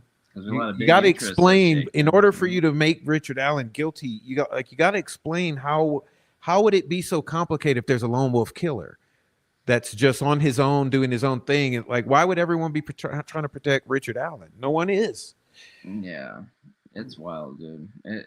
It's wild, but no, shit's in a really good place, man. Better than it was last year or the year before. Like, fuck, yeah, everybody's just fucking vibing, and yeah, you know, there's a lot of real good shit coming for sure. And I think you know, yeah, we did good. If you and me and a lot of other people weren't on this case, man, like things would be so chaotic. The fixers would have fucking run amok, and there'd probably be even shittier fixers, dude, that never made it to the case doing wild ass shit, dude. So like, shit's just like super chill. Foster It's going. CPS. Yeah. The old CPS ladies with the foster girls and the fucking chomo boys. And oh my god. Yeah, we even got foster respect, man. Just because we brought a lot of the shit they were trying to tell us and everybody was ignoring because they thought they were batshit crazy. It ended up being true, you know, and as far as Foster's relation to organized crime and, you know, shit like the signatures with that, you know, CPS and fucking Chanside, shit like that, and Tyson MK Ultra, and like, people they were kind of dismissing it for a while. So now we're, yeah, we I put mean, their name I don't in the mean to credits, laugh, but dude, they you know? even MK Ultra that Richard Allen, like that's what people don't understand. What do you think Monica Walla was doing, and the fucking injections and the torture? I mean, that is MK Ultra. It's wild, bro. Anyway, bro, I don't mean to. I get so excited because I just I know you're only here for a short time. It's like, bro, oh, it was good, man. But yeah, I know, Crystal. It's confusing. It's a lot. Basically, we're saying it's crazy Organized shit. crime, It's baseline crazy. organized crime. You know, What we're 'cause you saying, could get people far. are doing weird shit around the Delphi murders, and Dude, why? Why? you could leave the fixers, the MK Ultra cult shit out of it, right? The international shit out of it. You could get so far and pretty much get to a good place if you just stick baseline organized crime and baseline we were lied to here and here because it's organized crime. And you stick to that and it's pretty solid. You know, you don't have to go super high level, but when you go high level, dude, that's when you get to the fucking wild shit. But at the same time, it's kind of nice because you do get to safer places because that's more abstract, like higher concept shit, and it's not so much like bringing up random ass shit, you know, like people and shit, like traffic people or traffickers, whatever. And that's why we're in a good place right now, because we kind of like, yeah, everybody's kind of like gotten past the hard parts, you know, with that type of stuff. So yeah, it's just good times right now, man. It's fucking good times, you know. Yeah, But and I agree. Look, I agree with Jen here. I listen. We just want people to be held accountable. And for me, just the truth coming out would be holding people accountable. Because, like, dude, like, trying to cover up a cover up and a cover up on top of a cover up, like, Yeah, we're closer than ever. I'll say that much. you know, and that's shit is more peaceful because we are closer than ever. To be honest, dude. If you could think back in the case when we were the most chaotic and shit, because you and me were fucking around for a lot of that shit. We were kind of like super fucking off track, man, and it was just off the fucking rails, dude. Like, we really did have like you know, organized crime and traffickers and shit running the show, and that's why it was so fucking chaotic on purpose, you know, pretty much. But you know, we're just at a mutual language now where it's fucking peaceful, you know, because yeah, God knows why, dude, but I'm fucking lucky.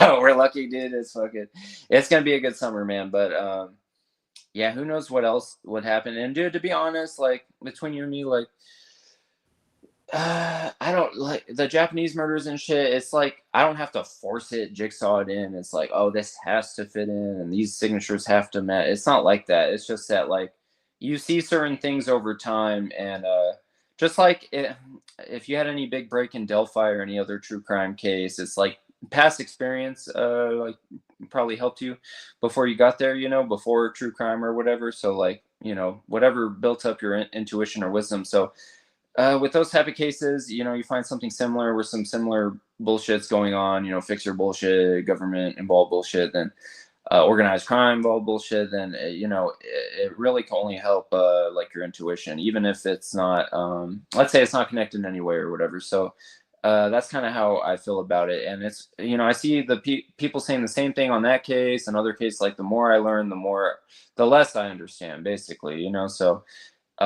it does make sense with what we're fucking dealing with, you know. So yeah, you know. yeah. And But I'll say this, yeah, the cops are in on it too. Obviously, come on, man. It's like they're the ones behind it all. It's high level shit, man. It's crazy, But dude. so I guess I jumped the gun. I really was trying to get you guys to let everybody know when you were doing your thing. But if you don't have a date set yet, I'll just leave it open ended like that. So I didn't mean leave it to open. put you on the Don't hot worry seat. about it, man. Yeah, we'll get to it. I mean, there's some important shit nobody's ever seen that like is more conceptual, like abstract. Just like, you know, the CPS shit, you know, that didn't really take off like crazy until fucking last year. And you and me, we didn't come up with that shit. We borrowed it from the Fosters, you know, like there's a lot of good shit that organized crime and shit, they'll tell you 2 true things and like 18 false things, right? And when you find the right one that is true and you remix it, you know, like I said, like a DJ, like blast it out again, it's a hit because it is fucking true, you know. So there's certain things, and you got to remember back in the early days, a lot of the saboteurs on the case and shit were saying it was organized crime, but they were saying it in a false manner a lot of times. But you know what ended up being true, it is fucking organized crime, you know. So like yeah, I mean shit, dude. And some of them back then too were saying, oh, police are compromised or fucking under duress, involved, whatever, and you know, it ended up being true. And there's just certain shit like that, you know, in the long run, some shit is wacky to us now that probably will end up probably fucking being true in the future. But yeah, overall, like we are closer to the truth than ever, man. That's why shit's so fucking calm, you know. So yeah, you did good work, Prof. I'm telling you that much. We did good, man. We did good. I think I get to relax tonight. Hell yeah, dude. All right, Everybody's bro. happy, Well, man. look, Alex Voorhees. Alex Voorhees. Yeah, it was good, man. It was good to come on, man. Peace out, dude. You have a good weekend, man. I'll get in touch with you this fucking weekend, man. And shit, you have a good one, dude. All right, later. Peace We'll out. talk, bro. We'll talk. All right, y'all. I didn't mean it to be that quick, but I'm tired now. But we want to get Alex and Adrian. They're going to do a little live going over some of Alex's receipts and some of that. And trust me, it's really hard to interpret because it's hard to take. In other words, imagine if I had a whole like psychedelic week and all I did was like take a photo once every, I don't know, 12 hours. Like imagine trying to understand everything that happened in that week with only one photo every 12 hours. That's just a still shot. So it's a little hard, but hopefully I know Adrian's real good at talking and explaining what Alex is saying and what the receipts, how they contextualize. So anyway, God bless both of them, and God bless our guest earlier for sharing the amazing look at the video that we are all been talking about, which is clearly a little suspect as hell, to say the least. And I'm sticking with it. Like this thing is either AI enhanced or it's animated digitally. There's no way that what has been presented so far as the untampered video of these girls on the bridge, it ain't happening. Okay. And we haven't even begun to really dive into it, but I know that people will be. And we also don't even have an explanation of what it actually is yet. We have allegations of what it is. So, whew. Yeah, y'all. So, anyway, I'm looking to see if I have missed anything.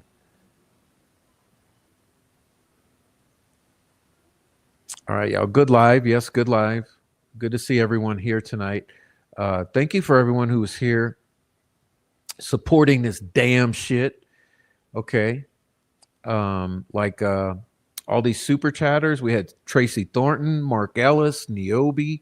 It's a new day. I'm reading the super chatters. Meow Meow, Rebecca Ann 1965, Deb, Jennifer Hoff, Amy, 26 Dead Zombies Dude, Gianna became a member. Is a God Thing, Jennifer Hoff, Dennis McKean, Tammy Martin, Amy again, Faith Ross again, Michael Lewis, Annie Rain, Miss K, Jake Brooks, Nicole Watt, Dom S, Gianna. Jeez.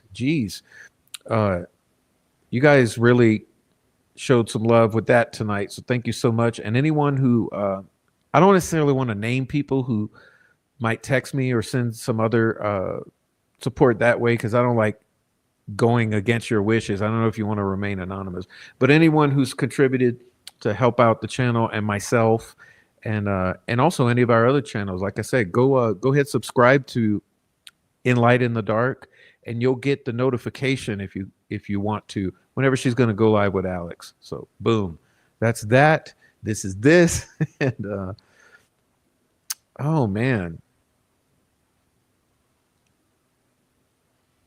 you've been a member for 6 months. Congrats. Thank you. All right, y'all, and hopefully there won't be no more copyright strikes around the Bridge Guy video from allegedly from Libby's phone. Because come on, guys, like we're really going to copyright strike that?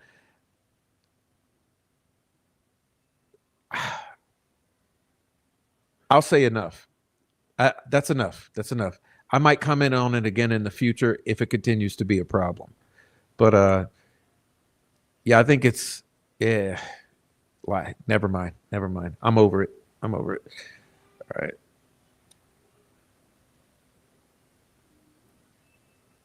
All right, y'all. So good to see everyone here. Wow, it's been a nice Friday night. And hey, it's not even that late. We've been on a while. I came on early and it's not even that late, but it's good to see everyone. And thank you, Wolf Eyes. All right, let me say Steve Johnson. Steve Johnson, video was a production. Yeah, I guess. I mean, I've always. Okay, let me bring it back. Yeah, bring it back full circle, Prof. Okay, I've always said that I thought that what they did was they acted out a scenario to film. Okay, so they came up with this concept, they acted it out and filmed it. And then for whatever reason, whether they filmed it on the phone and left the phone, or whether later they filmed it, edited it, and then put it on the phone, maybe that's what that headphone jack in and out was. I don't know.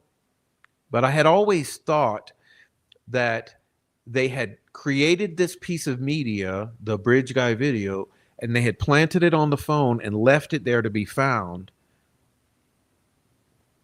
And that's what I was kind of saying earlier tonight, is that it's really weird because I expected to be proven wrong. In other words, I expected to see the video and then when it would come out, that what I would see would not confirm my bias. So I thought, well, what I'll probably see is that it's legit, is that it's just a real video from an iPhone that doesn't have any red flags or doesn't raise any red flags. But what's odd to me, and I still cannot get over, is that this thing dropped, and the moment my eyes met it, I said, oh no, because it looks so cinematic. The colors, the it's hard to even say. It's like it's got this. Someone earlier left a comment in my channel and they said it has a movie screen quality. And that's what I mean. It's so cinematic looking, or movie screen quality, the colors and the way it moves. And I thought, I am aware how AI shit looks, and it almost has that sheen of AI. And additionally, now I didn't want to get into this, and I'm not going to, but I'm just gonna say something at this point that I'll explore further later. But I have started to do deep listening to the audio. Okay, but I'm only started. But the very first thing that I found extremely alarming, and you guys need to really go and listen for this, and I can give you an assignment for tonight. Okay, go listen to it. When it first starts and you see Abby walking towards the camera, there's someone whispering. It sounds like a girl whispering, or female voice whispering to the person who's holding the camera filming, who the state would have us believe is Libby. So in other words, Libby's filming, or someone the state would have us believe Libby is filming, and Abby's over here, and Abby's far, and she's not whispering, but someone is right by the phone, by the person filming, whispering. Who's that third person? Who's that third person?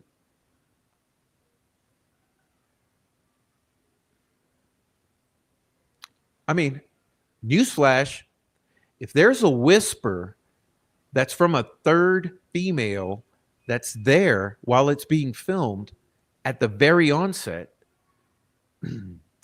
Houston, we have a problem. And I'll leave you with that because that's my first impression of a detailed listen to it. But I'm sure when I'm able to produce the content I want to for you and demonstrate to you the way that I want to with the audio, I'll have more to say. But like I said, not only does it not look right to the eye, there are problems with the ear, okay? Because there should be no other female whispering to whoever is holding the camera that the state alleges is Libby. So maybe go check that out. I love you guys. Thank you so much for being here. Oh, you heard it too? Awesome. See, I'm telling you, there's stuff going on. Okay, there's something going on here. But we'll take a closer listen to it, and I'll try to produce like very amplified and specific examples for you. And hopefully I have Apophis here who is leaving a comment. You have whispers of sniffed and additional voices in the background, then allegedly Libby talks. Hopefully I have Apophis will produce a production that not only demonstrates the visual anomalies, but also the audio. But please also, if you don't already know, I have Apophis channel. Please check out I have Apophis channel and hit that notification, or maybe you'll get notified, and so will I, if there's something. But I'm telling you that what's bizarre to me, it's just absolutely startling, because I really did expect to be proven wrong when this video eventually dropped. Remember, I've been begging for it ever since sentencing. Okay, ever since sentencing, I've been begging for this original video off of Libby phone, unedited. And the allegation is that what this is, but it's really fucking weird because everything about it screams something's wrong here. I mean, the way it looks and the sounds and all of the above. So God bless you all. We went long tonight. My throat's done, and we're longer than I wanted to go. So God bless everyone. Hug your kids, hug your wife, support the channel, send a super chat, buy me a coffee, leave comments down below if you're on the replay, subscribe to my friends you've seen me post up their comments tonight, like In Light in the Dark, I have Apophis, It's a New Day, Rebecca Ann 1965, and all my friends who have YouTube channels. So God bless you all. I'm out of here. All right. I'm out of here. So good to see you all. What's up, Christina? You called it. There's a more sinister reason behind this video coming out. The website was just made November. Seems to be linked to scams and stuff. It's all privated too. Well, I issued my ultimatum. My ultimatum is by Monday morning, we better have someone step forward and explain it clearly and take accountability, stand behind it, because that would be the best thing to do for the community. And if that doesn't happen, then unfortunately I'm going to have to tell you my opinion about where it's coming from, and it's going to not be nice and cause controversy. And we don't want problems behind the scenes, right? Okay. So, but what they're doing right now is confusing the public. You know, that's what's infuriating. So if you want the public to be saying that there's problems, that this is faked, then congrats, because you got what you wished for. So that'd be my advice to everyone, is to say, everyone, go out there and declare that there's no way on earth that this is the original footage that's authentic from a victim's phone that authentically recorded a situation, because it raises nothing but red flags. All right. So God bless you all. Love you. Hide your kids. Hide your wife. I'm out of here. All right. Special thank you to Hella. All right. Bye-bye.